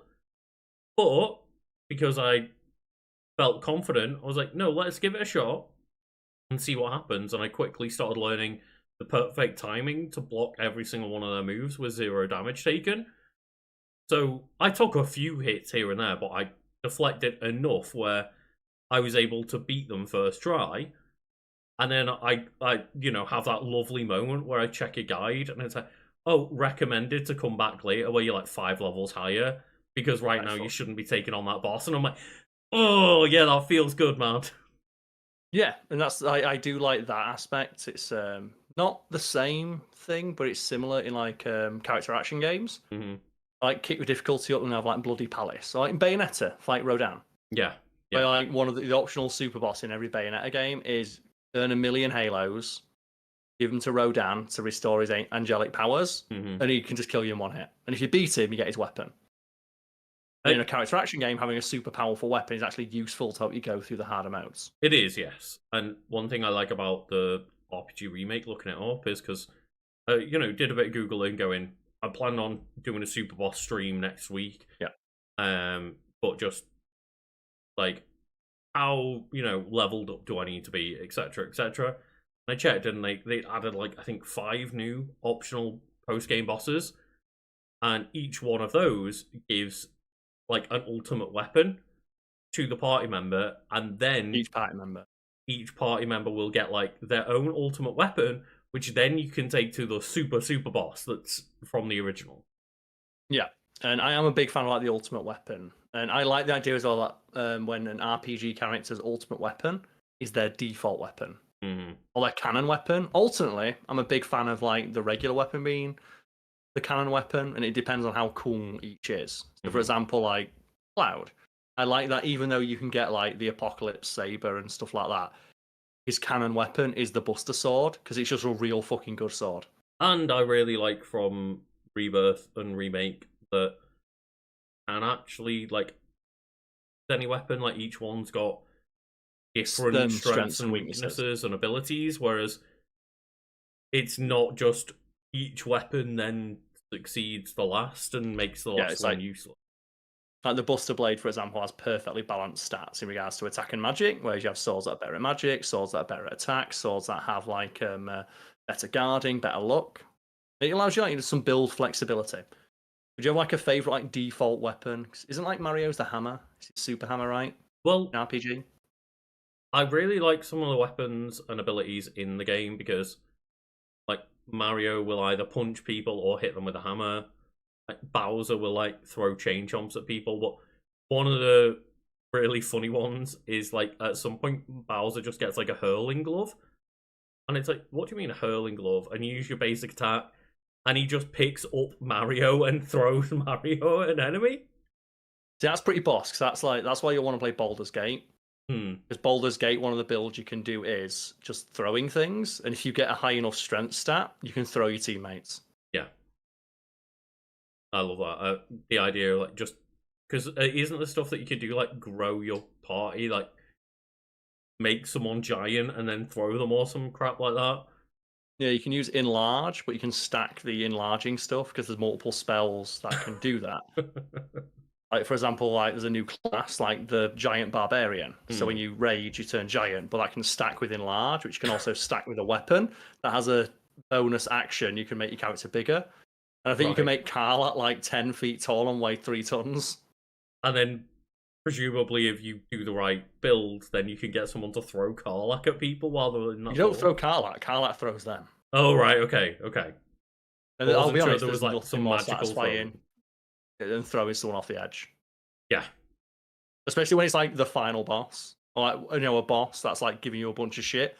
And you just pick them up and throw them. Because wasn't that the original speedrun? Is that like the tactic was before? I think they may have patched it. You'll have to, fill in the blanks for me here. Wasn't it something dumb like you just get as quickly to the final boss and just throw them off an edge or something? What you do is you get your strength as high as possible, and you jump out of bounds. Right. Okay. Because when your strength is like related to your jumping distance, so you just like maximize your strength and just jump all the way to the end of the game essentially. And you keep all of your teammates, you kill them all, and keep in a box in your inventory. Right. Of course. That's the thing you can do. Like if you're a necromancer, for example, just keep everyone you kill, just put them in a bag and keep that bag in your camp. And then each day when you wake up, just get one of the bodies out and revive it as a zombie. And there's your. Well, you've got to do it right. Where else are you going to get a dead body? Fair. And I've just sent across the sprite for the super boss, and you can imagine like most. Well, that's things... definitely a Mario enemy. That's a Final Fantasy enemy. That's not a Mario enemy. Well, right? That's the great thing is that the super boss, Kulex or something like that, is just it's a Final Fantasy villain. I don't know if it's actually a Final Fantasy villain, but it looks like one though. It looks like a very traditional like 2D era Final Fantasy enemy. It does. And I'm going to put the image on screen now, of course, but just. Yeah, the idea of like, well, what are you going to put as like the super boss for this Mario thing? Are you going to put like a cutesy Mario character like they have done for the rest of the game? Like they're very big, animated, cutesy-esque characters and say. So, no, it's a fucking Final Fantasy enemy that came from an alternate dimension, right? Yeah, it's just a Final Fantasy boss sprite. It's like, holy shit, what is this?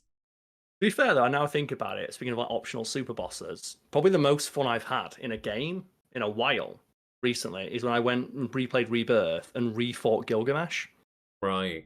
In Rebirth, because his fight is fucking awesome. It's great, yeah. Because it's the fairest one, because it's just a one-on-one fight against a dude with a sword. But he has like 50 different moves. Yeah. And all of his moves are references to old Final Fantasy games. Mm-hmm. Like he whips out like the rune blade and the banana fan and stuff like that. And in the optional super boss version, once you've beaten the game on the hardest mode, you get the optional like VR challenge where you can challenge him again. Right. And this time he's got new moves, and he's got the Buster Blade, and he's got the Murasama. So he has like Cloud Sword and Sephiroth Sword, and he's got new moves. That's cool. That's cool as fuck. Yeah, Gilgamesh was a really good optional. He's just so funny. Like the best bit is just when he gives the big speech about Excalibur, and it zooms out, and your entire party stood in their A pose watching him, not giving a fuck. Like, the fuck is this guy on? Just looking at each other like, do we stop this guy at some point? And that's one thing that to this day kind of resonates with people is the cast of Super Mario RPG and the two non-Nintendo characters that are Mallow and Geno. Geno, probably the most requested Smash character, right? From people who don't understand, like, hey, no one else has fucking heard of this guy. Yeah, and got Bayonetta to put in yet. But replaying the game, just you can see why, because Geno is like a doll that's possessed by a star that shoots bullets out of his elbows and turns into a cannon and shoots the sun out of it and summons Kamehamehas out of his arm and stuff. It's like I can understand people wanting Geno, good character design, and I'll give the people who wanted Geno in Smash, like your Legion, not the people who wanted Crystal from like the Star Fox Adventure games. Yeah, those are the most deluded. They are. The people who thought Crystal's gonna make it in. Mm-hmm. Like Geno and Mallow, they're only in one game, but they are the first two party members that Mario recruits, and they are two like really iconic characters within that game that clearly have stood the test of time because not only is the game being remade for a Switch, it's just the legacy of Geno being requested for Smash Bros. Because he's just Mallow's cool and fun and goofy, but Geno just has a cooler moveset. Like, no joke, Geno at like level 4 just unlocks a Kamehameha. I thought they're too powerful. One of their weapons is just hand cannon. And it's not a giant hand cannon that you would expect. It's just that because they're a doll, their hand breaks off and just reveals a gun and they just shoot people. I think it's like if you give Mario a Glock, too scary. Yeah. All that like piss take fan art people do of like Mario with a gun. Like, let's go. Kirby with a I gun. might be out of stars, but I'm not out of options. That's my favorite, Kirby with a gun. Like, there's 2 characters in Smash Bros. That can just give Kirby a gun. It's more as like Kirby doesn't even need the gun. That's what makes it so scary. Well, yeah, Kirby He's weaker with a gun. Kirby is at the level of like Kirby's, super bosses at the end of the game are universe destroying entities, and Kirby takes them out. It's not a super boss. Kirby is the super boss. Well, yeah, they're not optional bosses in the Kirby games. They're just the final boss, and they are literal universe-destroying threats, and Kirby takes them out. Okay, so what is like the best just final boss? Like that's the joke about RPGs, right? Like mission 1, go kill some rats. Final mission, kill God. Fight God, right? Yeah. Yeah. Is it because every Final Fantasy game is basically fight God, right? I admit I haven't played Final Fantasy VI, so I don't know about Kefka. I know about Kefka. I don't know Kefka. But I think it's hard to top the moment of Final Fantasy VIII where the moon bleeds monsters. Yeah, and you got to fight. You are fighting all across time. You've got to fight Ultima Seer, who is a time-traveling, universe-breaking witch that's essentially just a god, right? Yeah, who exists in all planes of existence at the same time. Yeah. Like, Sephiroth is cool, but the stakes of fighting Ultima Seer are even higher. Yeah. Like, you are the only people left in the universe when you fight her. And, yeah, Sephiroth does, of course, have, is it Supernova that Sephiroth does? Oh, yeah. Which comes from an alternate dimension. Yeah. Is dimensional hopping, which if anyone is like in Final Fantasy Remake of like the dimension hopping stuff doesn't make sense, Sephiroth could always do that. Send you to an alternate dimension to destroy the solar system to do several hundred points of damage to you. It's a flex, isn't it? But yeah, I think the 6, 7, 8 combo of final bosses in Final Fantasy is top tier. Just I don't know if they've ever returned to that form. It's hard to top, and I'll just give props to like Wonderful 101. Looks like the final boss is particularly memorable, but because like the button prompt you get is save the Earth. Right. I mean, like you've got to mash to like do the attack. The attack is just save the Earth. And like it's like Wonderful 101. It's like you got to have like 101 things. Yeah. You end up the entire planet is fighting at the same time. You're mashing for like the hopes and dreams of the entire planet, or maybe being hopes and dreams. Undertale. True. Yeah. Where you can't die because you're just so fucking. And do you know what? As well, I appreciate that in Undertale, that you can't die because there's nothing more flaccid than hearing like the final boss music and getting killed 5 seconds in and having to watch the cutscene again. But Megalomania. Undertale skips all of that by just having like you can't die during the final fight. Yeah, and I think shout out to the video game that's not much of a game itself. It's more of a button mashing experience than a video game. Asura's Wrath. Asura's Wrath, where every fight is a fight against a god. Just it doesn't scale up. It starts at fight gods. And it does actually scale up from there, but like it starts at fight god. In that vein as well, like God of War. Yeah. Like, God of War 3 is obviously the peak, right? Because you start by fucking fighting the sea. Like the concept of the ocean itself, but yeah, shout out to like Ragnarok just for the build up. Like I love the fucking moment where you just swing your son at Zeus. Oh yeah, like the payoff is way better in Ragnarok, but the idea of just Kratos in Greek mythology tearing through every titan and god, just on the path of destruction up the mountain to Zeus, just fighting Kronos. It's brutal. Who is like got Kratos between his thumb and finger like this, and Kratos is like, I can have him. I can do it.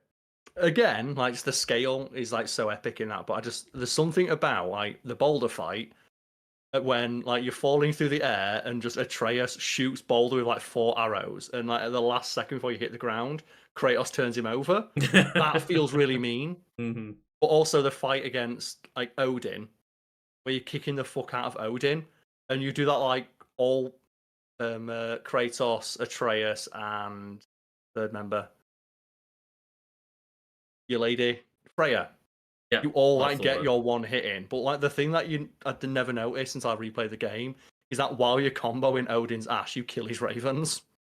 Right. There's like a moment where one of his ravens, like jokes they're on his tattoos, they fly away, and Freya catches one and snaps its neck. Just Oh, no. to be a dick. Just to be a dick. Like when you're kicking his ass, kill his pet in front of him. Honestly, though, like, fuck Odin. In every form of Odin, fuck Odin. He deserves it. Just like that's the great thing about just a lot of mythology, right? Is it doesn't matter what different piece of media you're talking about. Generally speaking, like Zeus and Odin, you can pretty much like just say fuck them. Yep. Let it come in. Yeah. But anyway, Karl, we've talked way too long about this subject. I do apologise. No problem. Gone off the rails, just talking about Super Boss and such. But I do need to just take a quick break and go to the toilet and that. No problem. So we'll return momentarily. 2-3 minutes. We've got some music on and a large picture of today's pet of the week, Linnea. And if you could just remind everyone what the pet of the week is while I get the music back up. Pet of the week is Linnea, and the caption that was sent along with the picture of Linnea is simply, they like to crawl sometimes. Excellent. Or they like to creep.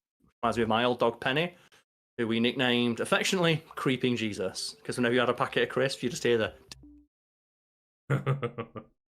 But they crawled along carpet that looked exactly the same colour as their coats. So just you'd be like, where's Penny? And you'd hear the... and you look at the carpet and just see like, wait, what's that? And it's just the shape of a dog moving towards your crisps. Creeping in. But anyway, yes, we will go for a quick break and we'll be back in a few minutes. Perfect. Well then, Karl, we are back and... We are indeed. I'll get our faces back momentarily for the stream. There we go. Before, we move on to your subject, again, I do apologise, I just, totally realised how long we've been going on mine. I know I've, occupied way too much time. It's fine, I do the same thing sometimes. We get carried away a little bit sometimes. I'm passionate about subjects, so, hopefully at least people appreciate that, but... Is there anything that you want to mention before we go on to your subject? Not subject. Well, I might cry. You don't know. We don't know how emotional it's going to get. But no, besides the usual, check out our links below. Support us on our Patreon, all that good stuff. We'll be streaming after this. If you're watching this live, if you're watching it after the fact, just check out the links below and the Discord to be notified of when we go live with things like stream, this podcast, other goings on in our life and with our content. Of course, yeah. And today we're going to be jumping into Marvel Rivals and inviting chat to join us in some casual quick play. But I have just, as I say, finished my RPG and I plan to do a stream where I just try and take on some super bosses and stuff. But I'm then jumping into Zelda 2 Adventure of Link, and I'm not able to use the rewind features and stuff is what I agreed with chat. You're straight in. What a hero. So going straight in and experiencing the difficulty of that balls hard game at its true malice. And then I will also be playing at some point the Paper Mario 1000 Year Door remake, because streamed 1000 Year Door, but I have not done the remake yet. So to break up the Mario RPGs, we're doing Zelda 2 in between, but I will be getting around to 1000 Year Door remake soon as well. Isn't it nice? There's just so much content out there. There's too much. I've mentioned on content already that within a week there's been blueprints the Oblivion remake and Clay Obscure Expedition 33. All 3 games I'm not streaming and committed to streaming. I'm committed to 3 other games to stream. And they all dropped on Game Pass within 6 days. I'm like... It was like me with regards to TV and stuff, because there's so much TV and stuff, good TV. Mm-hmm. I usually watch bad TV because it's better for content. But season 2 of Andor came out, and something Disney does, which is annoying, but it wasn't annoying this time, is I put Andor on, had my cup of tea, and an ad played for a show called Paradise. And just the ad for Paradise was hang on a sec, this looks way better than fucking Andor. I'm going to go watch that instead, and just be watching that. Because there was something... I got really into it. It's really good. Yeah, I remember you briefly seeing, while I was working, just you putting in our group chat, I can't play games tonight. The show that I'm watching got real good. Yeah. It's one of those shows that I want to watch, not in the background. I want to watch it. So it's James Marsden, Sterling K. Brown. I don't want to Okay. like spoil too much because it's a really interesting show, but it has like a. It's not non-linear, but there's two stories being told at the same time, Mm. and they link, and towards the end, like they both those stories meet. Like one set in the past, one set in the present, Yeah. and just the way they handle it is really well done. That was a part in it where I actually went, "You fucking got me." It's like something that you see in the first episode gets paid off in the last episode. I'm like, "Fuck, that is so few shows can pull that off," and they did. That's good. And I'm, mainly gaming, but yeah, just Daredevil Born Again came out, Severance season 2 came out. There's like that show On that my you list, you clearly want to recommend, and I would recommend Paradise. Yeah, then I've not seen Andor season 1 as well as season 2. Like people are saying that's the best Star Wars content it is. maybe ever. It's really funny as well because obviously, Lucas, what's like one of the main points of Star Wars, like in regards to the Empire? What's the messaging about the Empire in most pieces of Star Wars media? I mean, they're basically space Nazis. That they're bad, yeah. It happened with season 1 of Andor. People are like, why are they like shoving it down our throat that the Empire are bad? It's like, well, they blow up planets. And in Yeah. season 2, the Empire continues to be pieces of shit, and you've got people like, why are they trying to portray the Empire as the bad guy? It's like they blow up planets. Yeah, it's kind of weird how many people admire the stormtroopers, and like they're called stormtroopers, bear in mind. But like Sturmtrooper. Say with a German accent and see how comfortable you feel saying it. just the general idea of the empire that rule over the galaxy and blow up Wearing planets. all black. Yeah, and just it's wild to me that there's so many people out there that miss like the giant fucking point on screen. Not It's subtle. it's George not. Lucas is not a subtle creator. And like the uniforms that the officers wear and stuff, like it's so blatant. And yet so many people are like, yeah, but I love the Empire though. But apparently everyone just loves a man in uniform too much, Carl. It is. It's too powerful. Like Hugo Boss, man. Hugo Boss made those Nazi uniforms look fly as fuck. Wait, really? Hugo Boss, yeah. It's why everyone always makes fun of like Hugo Boss trying to shy away from it. And it's like, nah. You design those SS uniforms. Wait, what? Hang on, what? No, that's like, yeah, it's Hugo Boss designed the SS uniforms. Like the real SS uniforms for the Yes. Nazis? I think there's more to it than that. It's a simplification, but yeah. It's like the thing about like Fanta being invented for Nazi Germany. Like Coca-Cola hate that. And it's like, no, it's not. That's not what happened. It's like, well, it kind of is because Americans shut off imports. But they still wanted to sell stuff, so they made Fanta instead. They made an orange drink. Right. Again, there's more to it than that. Like, there's an gross oversimplification of what actually happened, but the core of that statement is largely correct. And I mean, like, there's lots of companies that are still around nowadays that, like, developed weaponry for the World War on very different sides. Like, I think Swarovski were, like, making, like, sniper scopes and shit, right? Oh, yeah, a lot of, like, the companies that. Like, the company that made, like, the Zyklon B is still active, I believe. Yeah, and, I shouldn't really sit there and be surprised that the fucking Blood Diamond Company is bad. Like, it's like De Beers and stuff, right? Of, like, own literal fucking blood mines in Africa. Yeah, yeah. But anyway, like, we've strayed immediately from the point, and you have a subject to bring today about, someone that might be able to take on a gorilla, Carl. Probably, yeah. Also, like, just a hero for the people. Like, Mhm. Joe, when like, you're under the boot heel of like this fascist dictatorship, there's one man that you could reach out for to help, and that man would be Rodolfo Guzman Huerta, better known by their moniker El Santo. And are you Just, familiar with El Santo, the Saint?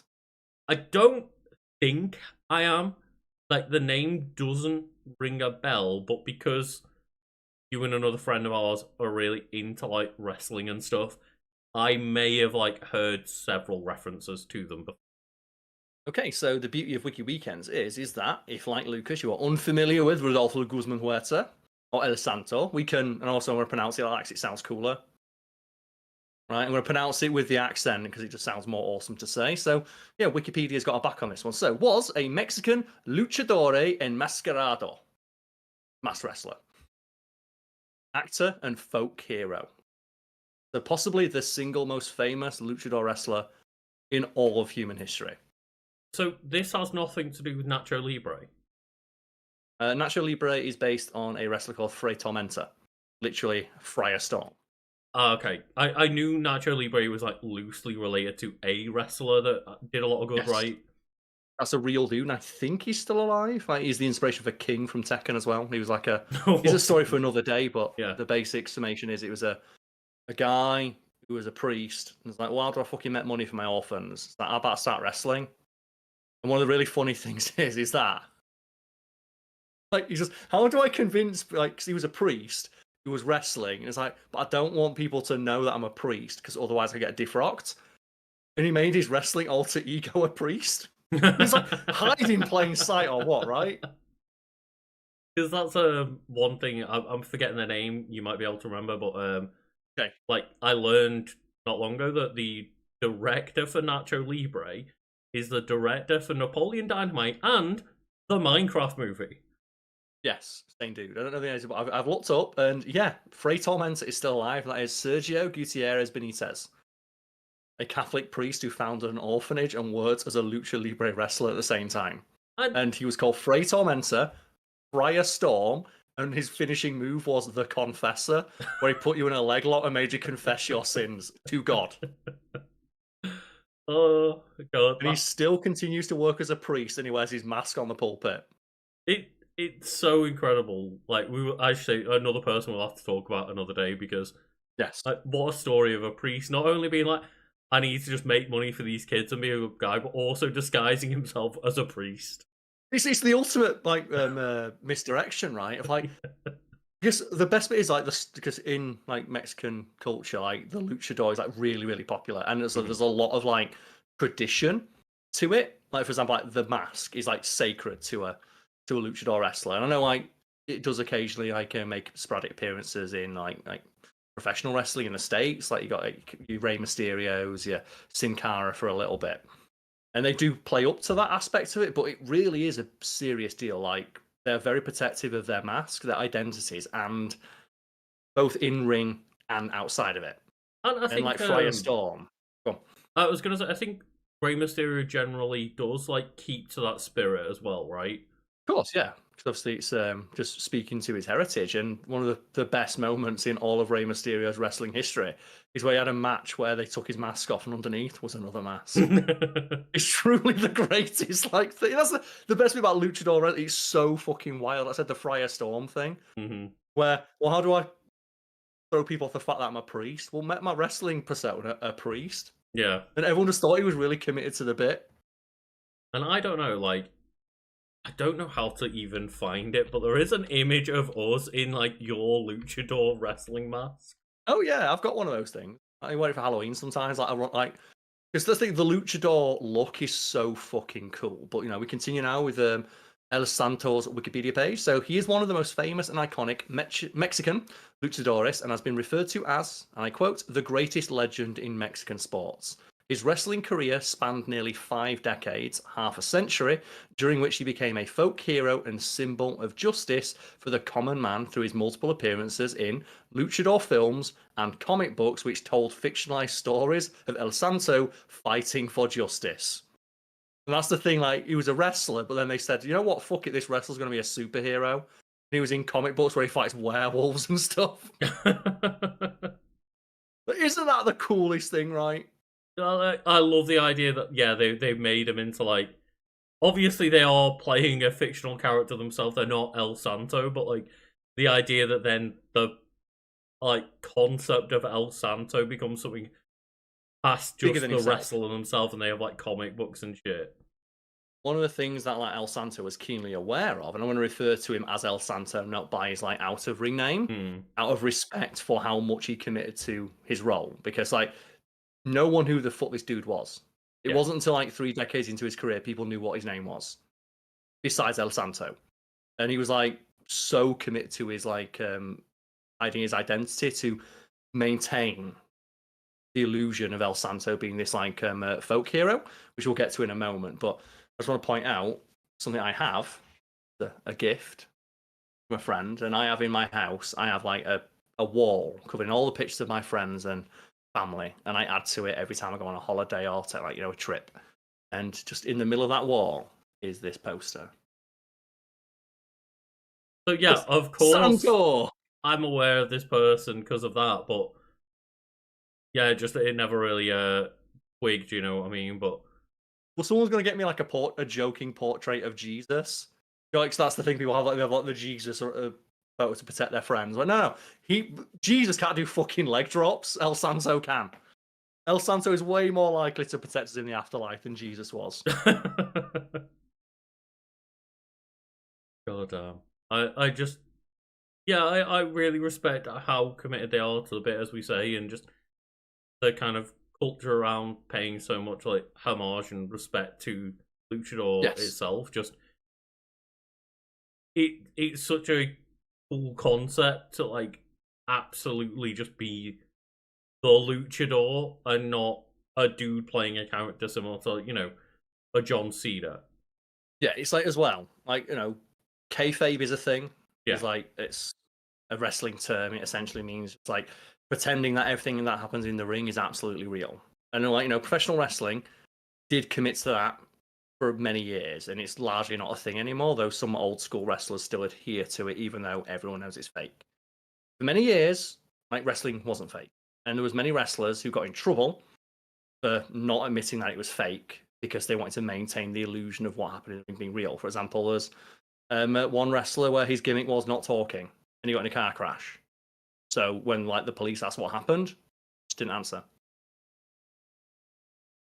He couldn't, right? Another one of like it was like I think it was Triple H. Right. Like his fucking quadricep just exploded off his leg halfway down to the ring in one. It's like this is the clip we always ask you to put into videos because you can see it. And he was supposed to win that match. And obviously, like Hunter Helmsley, I think his name is, like obviously the dude, fucking his legs like his muscles falling off his bone. Triple H is a big tough dude. He doesn't get hurt. So like, the person who was wrestling like drags him into the ring and stomped on his injured leg. And threw him out of the ring because that's what needed to be done. And like Triple H in like an interview talks about it, like, yeah, I don't remember what happened because I'd passed out from the pain. But I'd have done the same thing. The show must go on.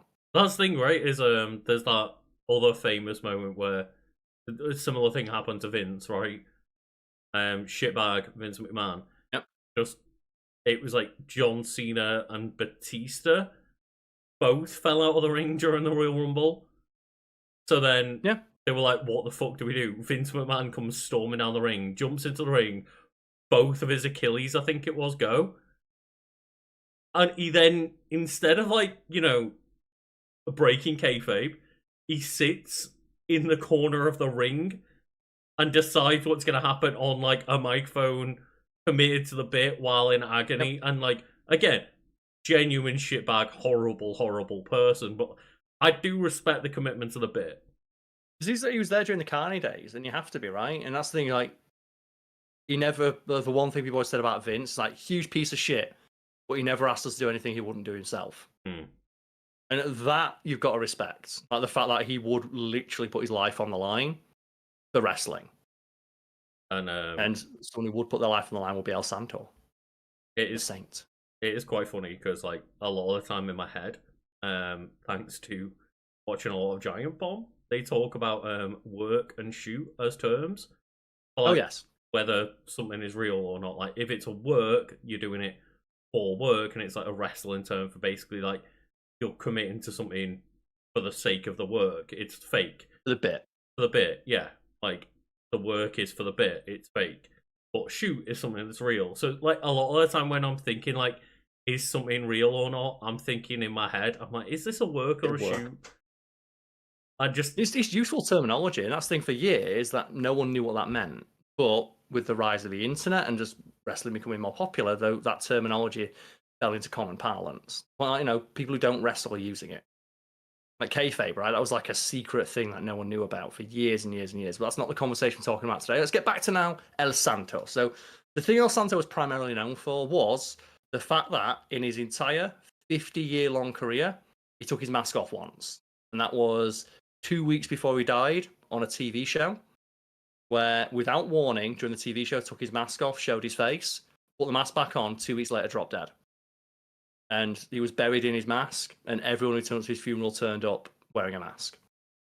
But prior to that, for 50 straight years, no one knew what this dude's face looked like. Would you like some examples of the things he would do to hide his identity?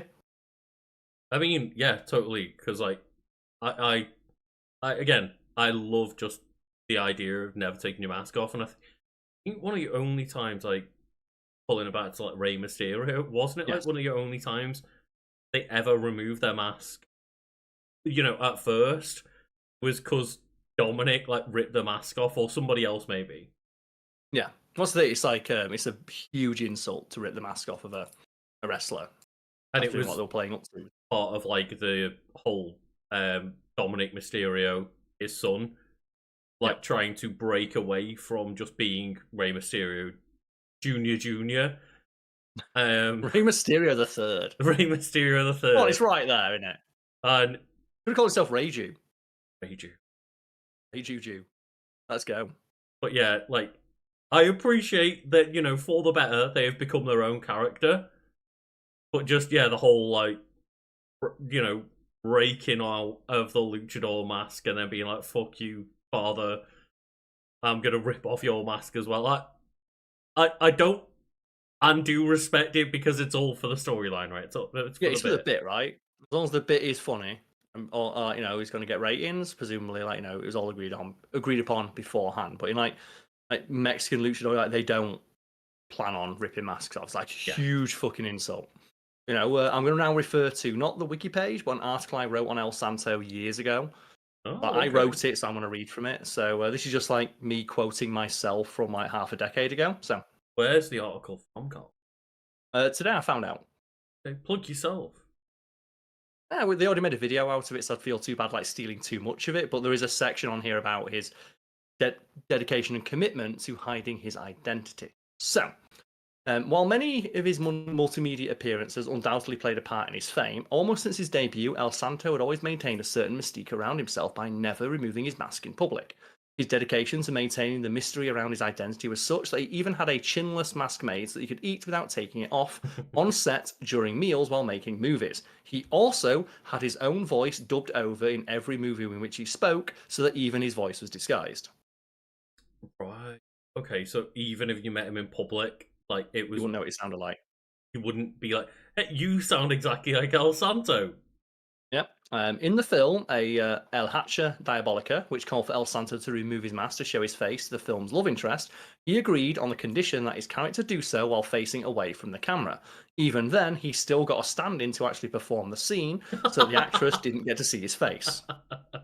In all of his other films, Santo demanded that his character never appear unmasked, regardless of how much sense it made or what his character's role was. Perhaps the most humorous example of this was in the 1958 film Santo Contra Hombres Infernales, in which Santo played an ordinary police sergeant who inexplicably wore a luchador mask in every scene he's in. And it's never explained, it's just he turns up and he's wearing a luchador mask and you never find out why.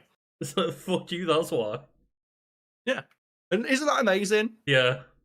Oh, they wanted him that much. Like, fuck it, you can just wear it in every scene. It's like there's a story about Marlon Brando. I think it's like the island of Dr. Moreau. Marlon Brando was at his peak of not giving a fuck. So halfway through production, he put an ice bucket on his head and went, I'm wearing this. And they're like, can you please take the ice bucket off? I went, I'll do the scene with the ice bucket on, or I'm not doing the scene at all. So he's just wearing an ice bucket on his head the entire time.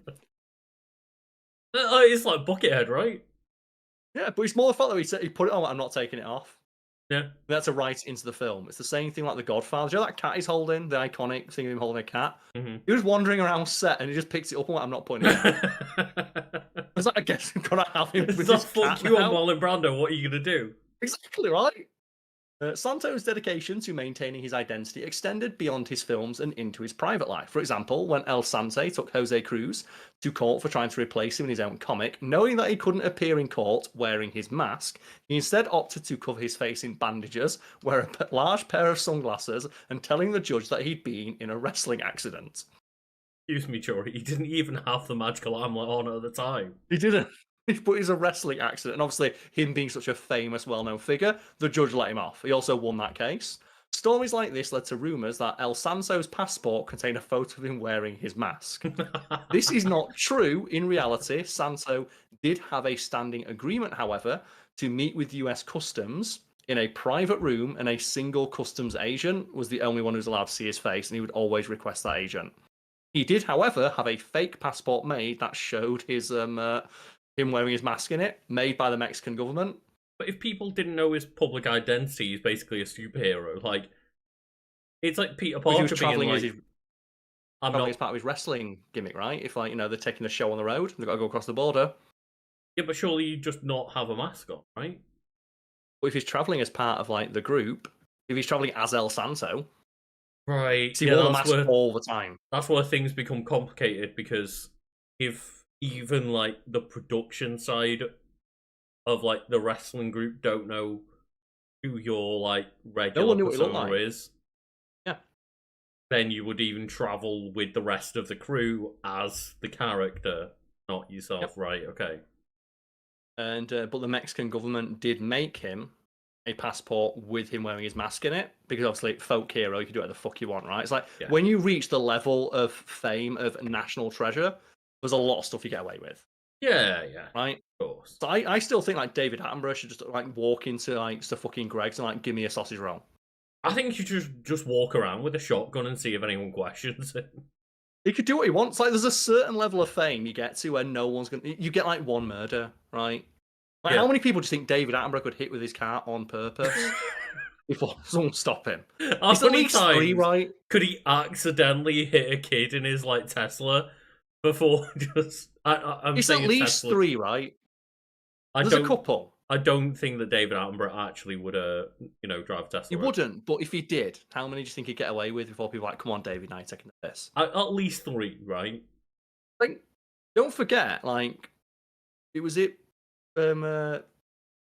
Duke of Edinburgh. He hit someone with his car, right, and got away with it. Isn't the Duke of Edinburgh? And people didn't even like the Duke of Edinburgh. They just like the Queen a lot. Duke of Edinburgh is not Prince Charles? No, the Duke of Edinburgh, like, when the Queen was about. Oh, right, okay. Yeah, when like when they took his license off him, he hits that woman with his car. People were mad at the woman for getting in his way. Not like the 90-year-old dude who shouldn't have had a fucking car. Like Ant and Dec, right? Ant hit someone with his car while he was drunk. People forgive him. Wait, what? Ant or Dec, I forget. One of them hit someone with a car. I'm not aware of either of them. We've never covered the Ant and Dec controversy section. Yeah, I think it was Ant. He hit someone with his car and he got away with it. And he's not even like that popular. To be fair, you're not doing much damage with like a car the size of an ant, right? Exactly, yeah.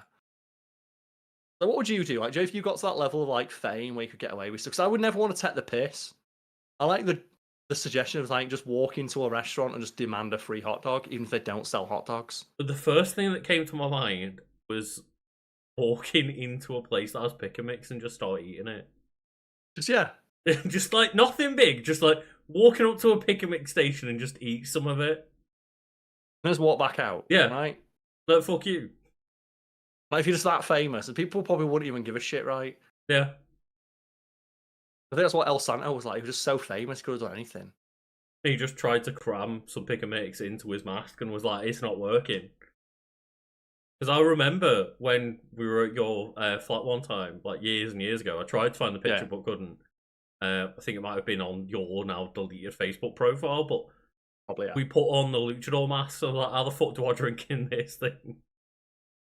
Which, a fair play to El Santo for being like, get me the mouth got out, get me the cowl. He had like a special version, he had like a fancy one when he went to events, and then he had like a normal one for like that was cooler for the summer months. Dude knew what he was doing. Yeah, he also would sometimes wear 2 masks in case like one fell off. Double bag it for protection. You got to do it, man. What a hero! Just imagine. Oh man, yeah. Oh, man, I wish I was famous now so I could hit people with my car. No, you're not. No, right? You're not allowed to hit people with your car. No, because I'm thinking about like how many celebrities can you think of off the top of your head who've hit someone with their car and it's fine? Right, like Matthew Broderick hit someone with his car. Matthew Broderick like killed 2 people, right?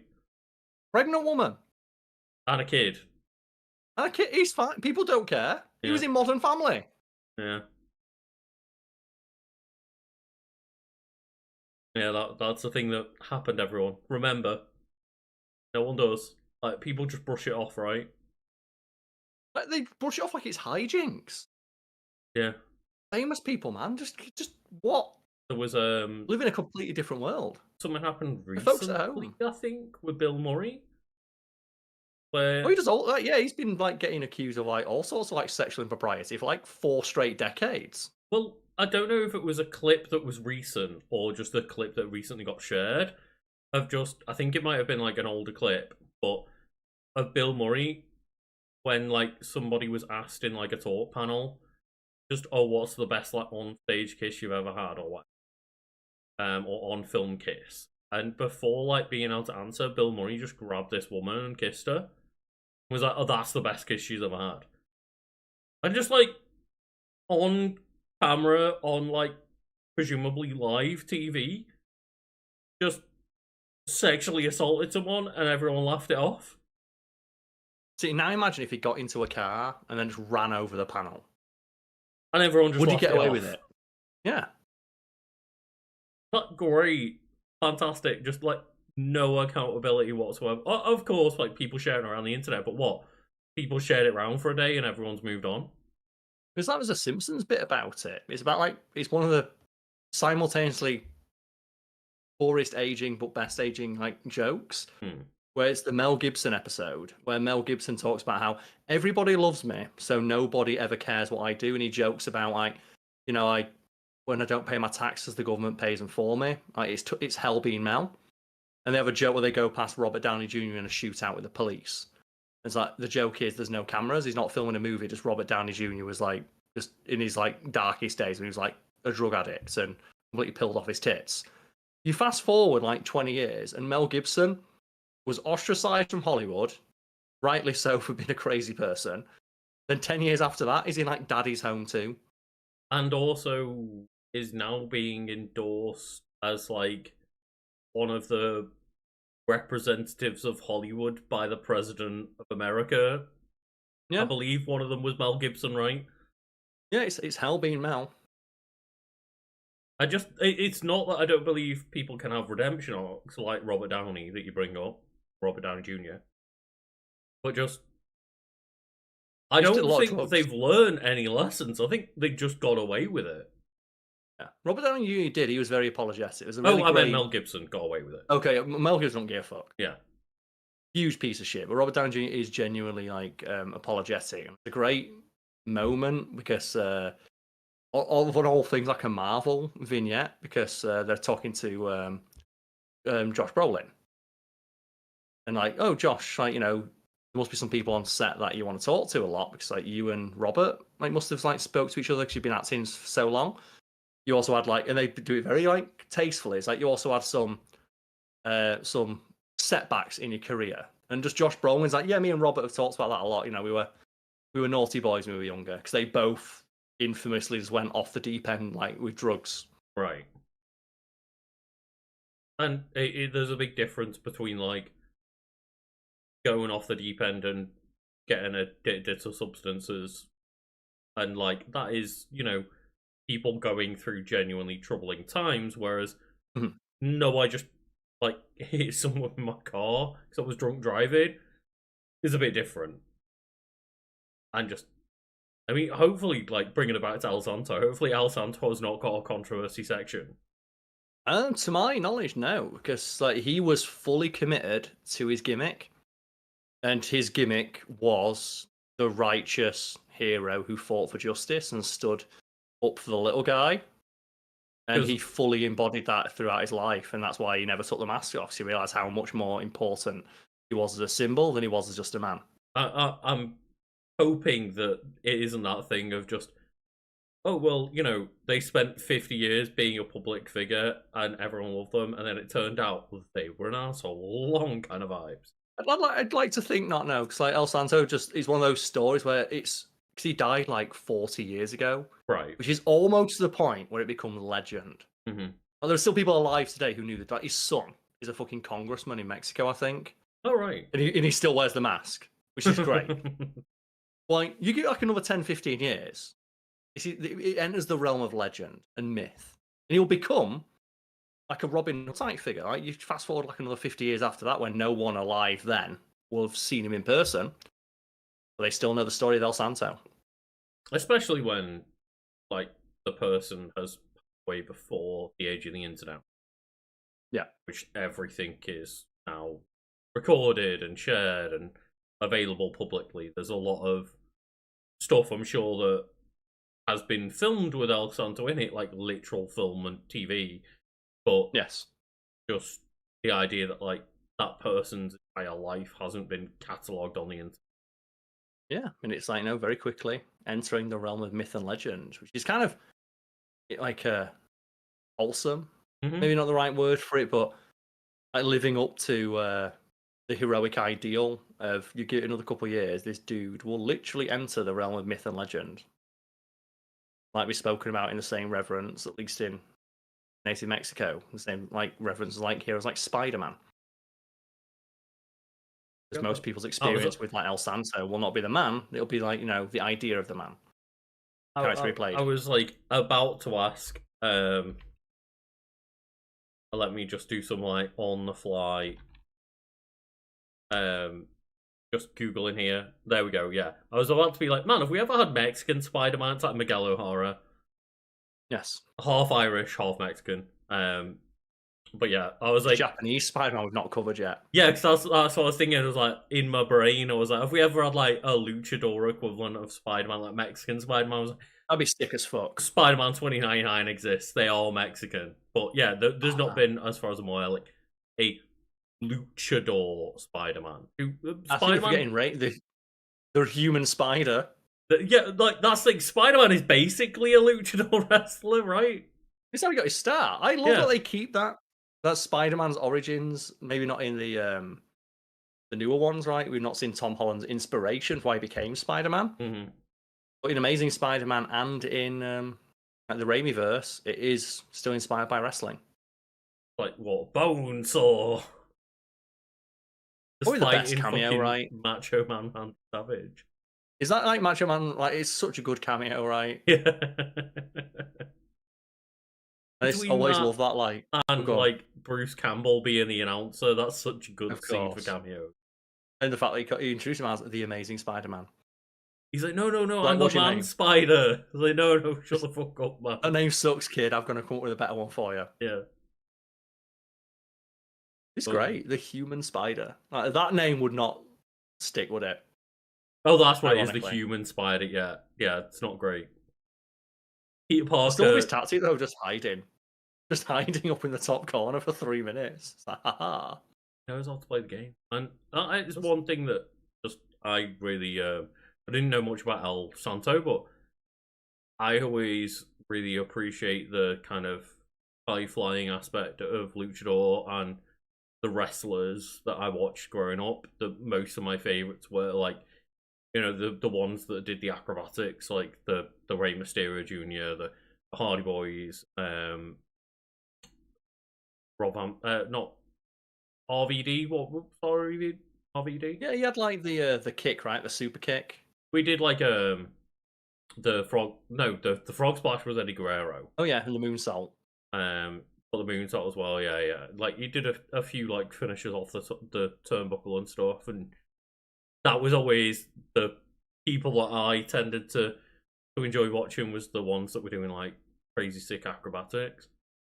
Which it just looks cool, right? And one of the things I like about wrestling is when like because obviously kayfabe's not really a thing anymore. We all know it's fake, but even we know it's fake, but we're going to pretend for a little bit that it's not.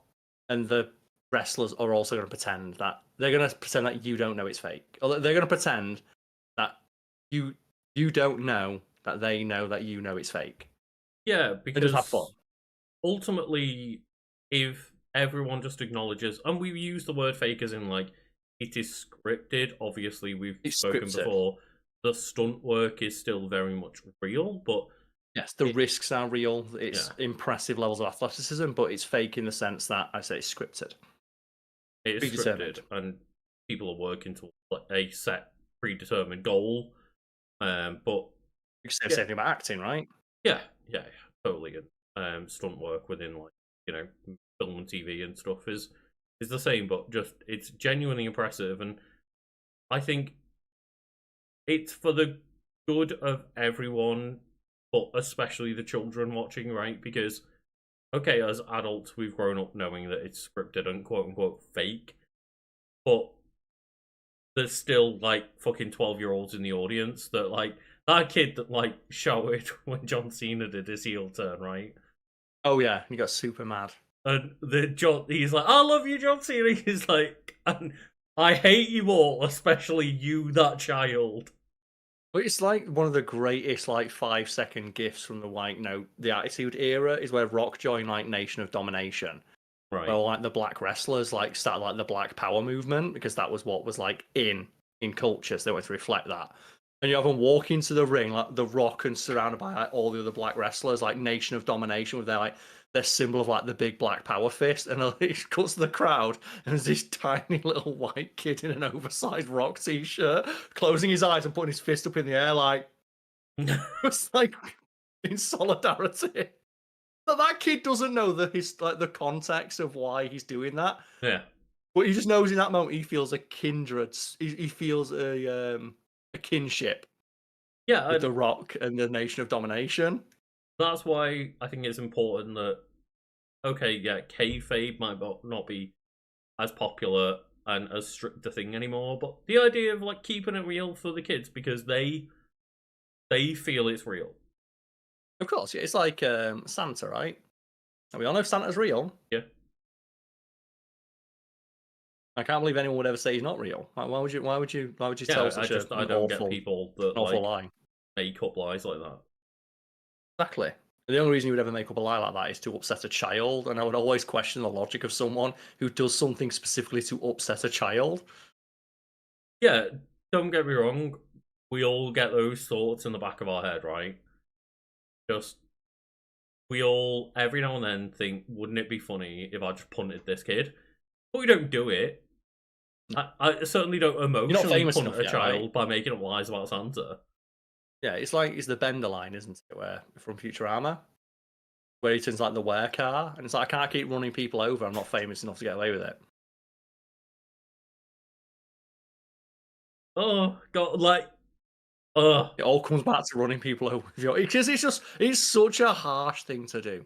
It is, but I will admit, send me to hell if you want, but one of my favorite like guilty pleasures, I guess, is just when you watch a child in public like running full force and just like tripping over and absolutely taking the L. Like, I can't not laugh, and I'm sorry, but it's the reason slapstick is like so funny. Right? It's unexpected. You're not laughing at the person being hurt. You're laughing at how unexpected it is to see someone's completely eat shit. It's a bit 50-50 when it comes to kids. There is a little bit of like the specific. It's only if the person's being annoying. Right? It's like seeing like the loud guy in the pub fall over, blind, pissed drunk, right? And just no one helps them up. It's like, yeah, if it's a kid being annoying and like and they fall off a chair, which I've seen happen in a restaurant before, it's the kid screaming, just stood on the back of a chair and just like bang onto the table, knocked everyone's food over on the table. Yeah, the parents had to leave, and everyone in the restaurant just went. Like, that's the thing is, there's an extra level of catharsis because usually it is like, a kid that is being very annoying and very shitty, and then decides to like run at 30 miles an hour and face plant the floor. And just there's a little bit of like extra, I'd say, catharsis that comes along with just watching that happen. It was like those clips that always go around, right? Of here's like one of those like dipshit like provocateurs who like just films himself on the phone, like harassing members of the public, and just someone walks up and just fucking cracks someone in the face and walks off. Yeah, there's like a great one from the pandemic. It was like just a bunch of young lads on the train, like wearing masks, and there's just some drunk racist knobhead screaming in their face, screaming at them, and the lads they get off the train. But you see one of them, he just pulls his mask down, takes a deep breath in, and just turns around and just hits the guy clean in the jaw and lifts him off the ground. And they just like, obviously, the person filming it goes straight in on the guy's face. Is there, like, and just his eyes. And it's like no one feels bad because that though you got hit because you were being a huge piece of shit. Yeah. That wouldn't have happened if you weren't screaming in someone's face. Well, it's Chat shit, get banged, right? It's like what the mantra of a generation, or fuck around and find out for the Americans. The fuck around find out is real, and like there was a video that went viral like a year or two ago where just someone was harassing somebody in like a shopping mall in America, doing like the typical like, I'm gonna point a camera right in your face, and they were like, leave me alone, and then just shot them. Oh, and like the few warnings of like, please leave me alone, like this is harassment, and eventually just like they just pulled out a piece and shot him in the stomach or something, and like, yeah, maybe people should learn to, worry about that potential of like, it's wild that happens. It's hard to like notice things. That does seem like that's an over escalation. It's an that's taking it way too far. Like, shooting someone is taking it way too far. But there weren't many people in the comments to that video going viral that were sympathetic. It's hard to be sympathetic for someone who like basically hands the person the gun, right? Like they gave them a like, reason to react, and yeah, the like reaction was extreme, but it's like, they asked you to stop and you didn't, and you don't know what people are gonna do. It's like, it's incredibly hard to feel sympathy for the bullies, for example, right? It's the story that everyone knows from their childhood. It either happened to them or they know something happened to, of just a kid who was bullied, just turn around and kick the fuck out of their bully, and then like no one cares, and the bully just starts crying, and no one helps or cares. Yeah, I literally had a moment happen to me when I was like 11 years old in the first year of high school, where it just happened to get filmed because someone in my class like always like, recording stuff because they like making like little weird quirky films and stuff. They just had a camcorder in their bag, like a literal camcorder, like not video phones or anything. Just they happen to have a little handheld camera, to like basically call me innocent. But just, yeah, some kid was bullying me, beat me into a corner, and just eventually I lashed out, punched them once in the face, and like broke their nose, I think, or something. And just it's that thing of like, at some point you're gonna push people to like the breaking point, right? And you don't know what people are capable of. And luckily there was a person to like record that back in the day and be like, no, look at him, he was getting pushed into a corner and punched first, like he was getting bullied. It was self-defense at that point. And it reminds me of when I was in school, like high school, and it was like the first day, so I was year 7, and it was just like I don't know who it was, like some older kid. So like year 7, we were like 11, 12 years old. Yeah. Someone like a couple of years older walked past, like just someone who was in my class, just like pushed him, like grabbed his head and like whacked it into the wall and called him a knobhead. And just like that, kid's like, I'm just gonna tell my brother. And like 5-10 minutes later, just the biggest fucking lad in school walked over. Went, who was it? Pointed at him. Just walked straight over. Because like, no, I'm sorry. So I picked him up, put him in a bin. Just folded him in half into like a big plastic bin, so his legs are pointing all the way out. And just went, don't do that again. And no one helped that kid. He just sat there. He was there for like 5 minutes till the game, and everyone just laughed and walked away. Yeah. No one helped him. Because that's the thing. You're a piece of shit. Why would I help you? Right? You 100% deserve that. And I remember just seeing the guy, who was it? Him. Okay. Bang. Straight in, and no, like, who did it? We didn't see anything. Yeah. And obviously that's the thing, like when that like teacher comes up, like, what happened here? And every fucking kid's like, we don't know. And then that kid's like, no, I know who it was. And then you saw him think of like, wait, if I say he's probably gonna do it again. Yeah, and that's the thing, is like similar to my story there, just there was one person willing to like say anything about it, and it was just, I've got video footage of the other guys at Bell End. And just, yeah, like it is so funny to see just the amount of times where people will just be like, yeah, I'm not going to do anything because like you kind of asked for it. That moment of like shared just agreement of like, fuck this guy. Yeah. There's a great video. It's like just as a bus driver, and there's like some guy like banging on the side of a bus, like really aggressively trying to get in. And the bus driver's like, I'm not gonna let this guy on. He's obviously going to be a threat to me and my passengers. So he just like he opens the door, and the guy like stumbles around to get on the bus. And he just shuts the door and drives off. And he's just I don't I don't want a crazy person on my bus. No. El Santo would not stand for that. El Like the Santo would holy not. elbow drop. And just like I I can't really think of like any better wrestler moment than just maybe like the RKO. The best one will always be the guy who did a King Moonsault, and Randy Orton stood up while they were mid backflip and caught them in midair. Because like I want to say, like, oh, you know, I loved Rey Mysterio. The 619 is like a cool move, but just the gimmick of like the RKO out of nowhere specifically, like the RKO is a shit move. Well, the fact he was out of nowhere, like the fact he started driving to people's houses, that's what got me. He started driving to people's houses and hiding under their bed. That's what made it good. Right? I mean, to be fair, the I can't remember the exact thing that happened, but when it was the Matt Hardy come and fight me at a ring in my back garden, I had a drone film it. there was like the drone fight, yeah, and like I think they got like a giant bulldozer to lift up the ring or some crap. The best part about that is when the drone started flying into them for extra injuries. I love it when just yeah, I think wrestling should always lean into the gimmicks, right? You should always lean to it being stupid. And whether that is the gimmick of luchador, where I think luchadors are a good mix of serious and stupid, or The confessor. yeah, Confess your sins. or taking it to the extreme where you're a priest making people confess their sins via It's the best, submission. right? Just I Because think you know you're going to win every fight, right? No one in a Catholic country is going to beat up a fucking priest.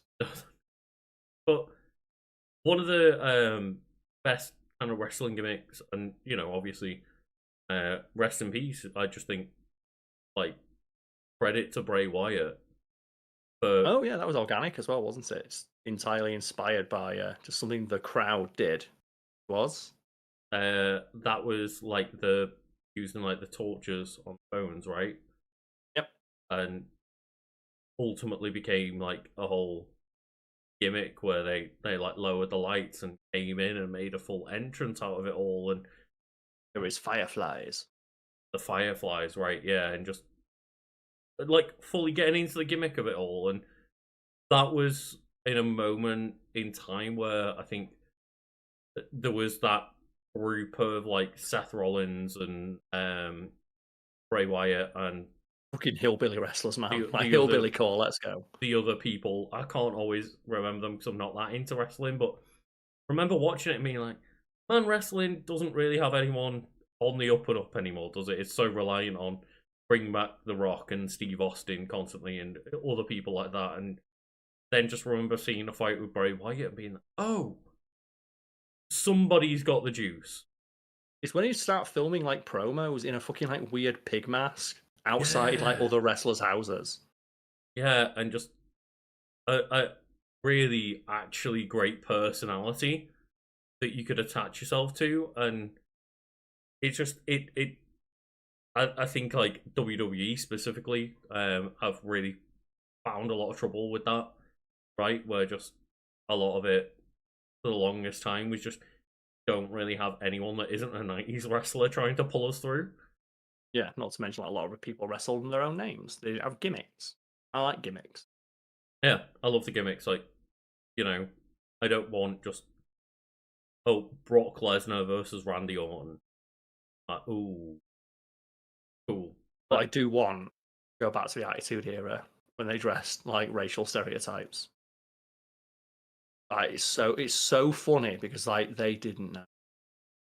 Oh, they had like an entire planned gimmick of a dude defecting to like Iran and coming out on stage saying America fucking sucks, the soldiers can kiss my balls, and then 9/11 happened. And that wrestler straight up got death threats in the ring. Like, people were saying they're going to bring guns to the match and shoot him, and he's like, we have to drop this gimmick. Yeah. I feel like, well, that's like a thing. It's like, oh god. They talk about it. People took these gimmicks seriously. Like, they threaten to kill wrestlers if they... I mean, maybe seemingly the inspiration for the Always Sunny wrestling episode then, where just Rickety Cricket just acts as if they're like a terrorist character, and just everyone did that, yeah. hates them. Yeah, they had the terrorist character. Like, in the 80s, they had the person who defected to Russia, and he even went as far as to change his name to sound Russian and learn to speak Russian,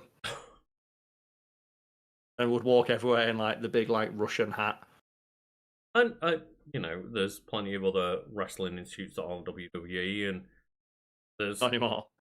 Well, yeah, they are. In sort of that. They are eating up the pie, so to speak. But just they have people like Dom Mysterio and Rhea Ripley doing their jobs now, and it's still a big portion of it is like, oh, John Cena's back. Oh, cool. To be fair though, I loved his gimmick when he's just like, I'm the fucking doctor of thugonomics with a minor in thugonometry. It's like, that was legit. You got me, that's legit as fuck, right? Of like, I've got a PhD in thugonomics. John Cena's done an incredible job of having a gimmick while being like the most plain Jane straight edge character for 20 years. He was just American good man, but because he had like the "you can't see me" gimmick, like that was a piss take as well. Like he said, that was a joke with his brother. Oh, really? Where he's like, he asked his brother of like, "What's the stupidest thing I could do on stage?" And oh, do this. And, okay, I'm gonna do that next time I like fight someone. So before he did like 5-knuckle shuffle, just went, "Yeah, you can't see me." And that became his gimmick for like 20 fucking years. And it's great. It's like it's literal meme material to this day. It's excellent. Just no one's ever seen the man. Right. Unless he turns it on. I just think the thugonomics thing was so fucking funny. Yeah. I just love that clip, as I mentioned earlier, just when he took the heel turn of the excellent, like almost staged moment, which wasn't staged, of the child being like, I love you, John Cena, and him immediately just, I'm gonna turn so heel on this child. He is known for being good to children. And I'm surprised he walk up and fucking just like just attitude adjust that kid, right? Is that the FU? Yeah. They can't call the FU anymore. Attitude adjustment. The attitude adjustment. But yeah, just the idea that he immediately came in to just dunk on that child. Like, it's great. Specifically, I hate you. It must be so fun being a bad guy in wrestling. Oh, I'm sure he loved it, right? He's had to stick to this like good guy persona for his entire like popular career, at least. And the moment he gets to have fun and play heel, he's like, I'm gonna dunk on this kid so hard. Right. As I said, just bring more gimmicks in. Yeah. I love it. Like fly more drones into people. Why not?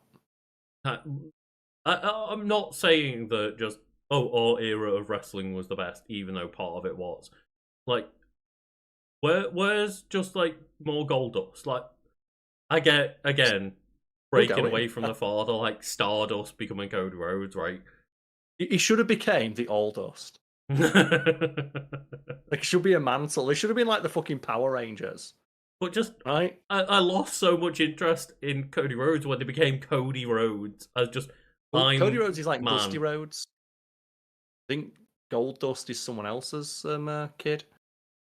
Wait, what? Maybe because Cody Rhodes is Dusty Rhodes' son or half son, I think. Yeah, so weren't they Stardust? Maybe, I don't know. Because Goldust is Dusty Rhodes, and then for a while it was Dusty like Rhodes Goldust. I thought Goldust was someone fucking else. Was it? I only know the character. Let's have a look. Who's Goldust? I thought that it was Dusty Rhodes. Dustin Rhodes, yeah. Yeah, and then like there was Goldust and Stardust as a tag team duo.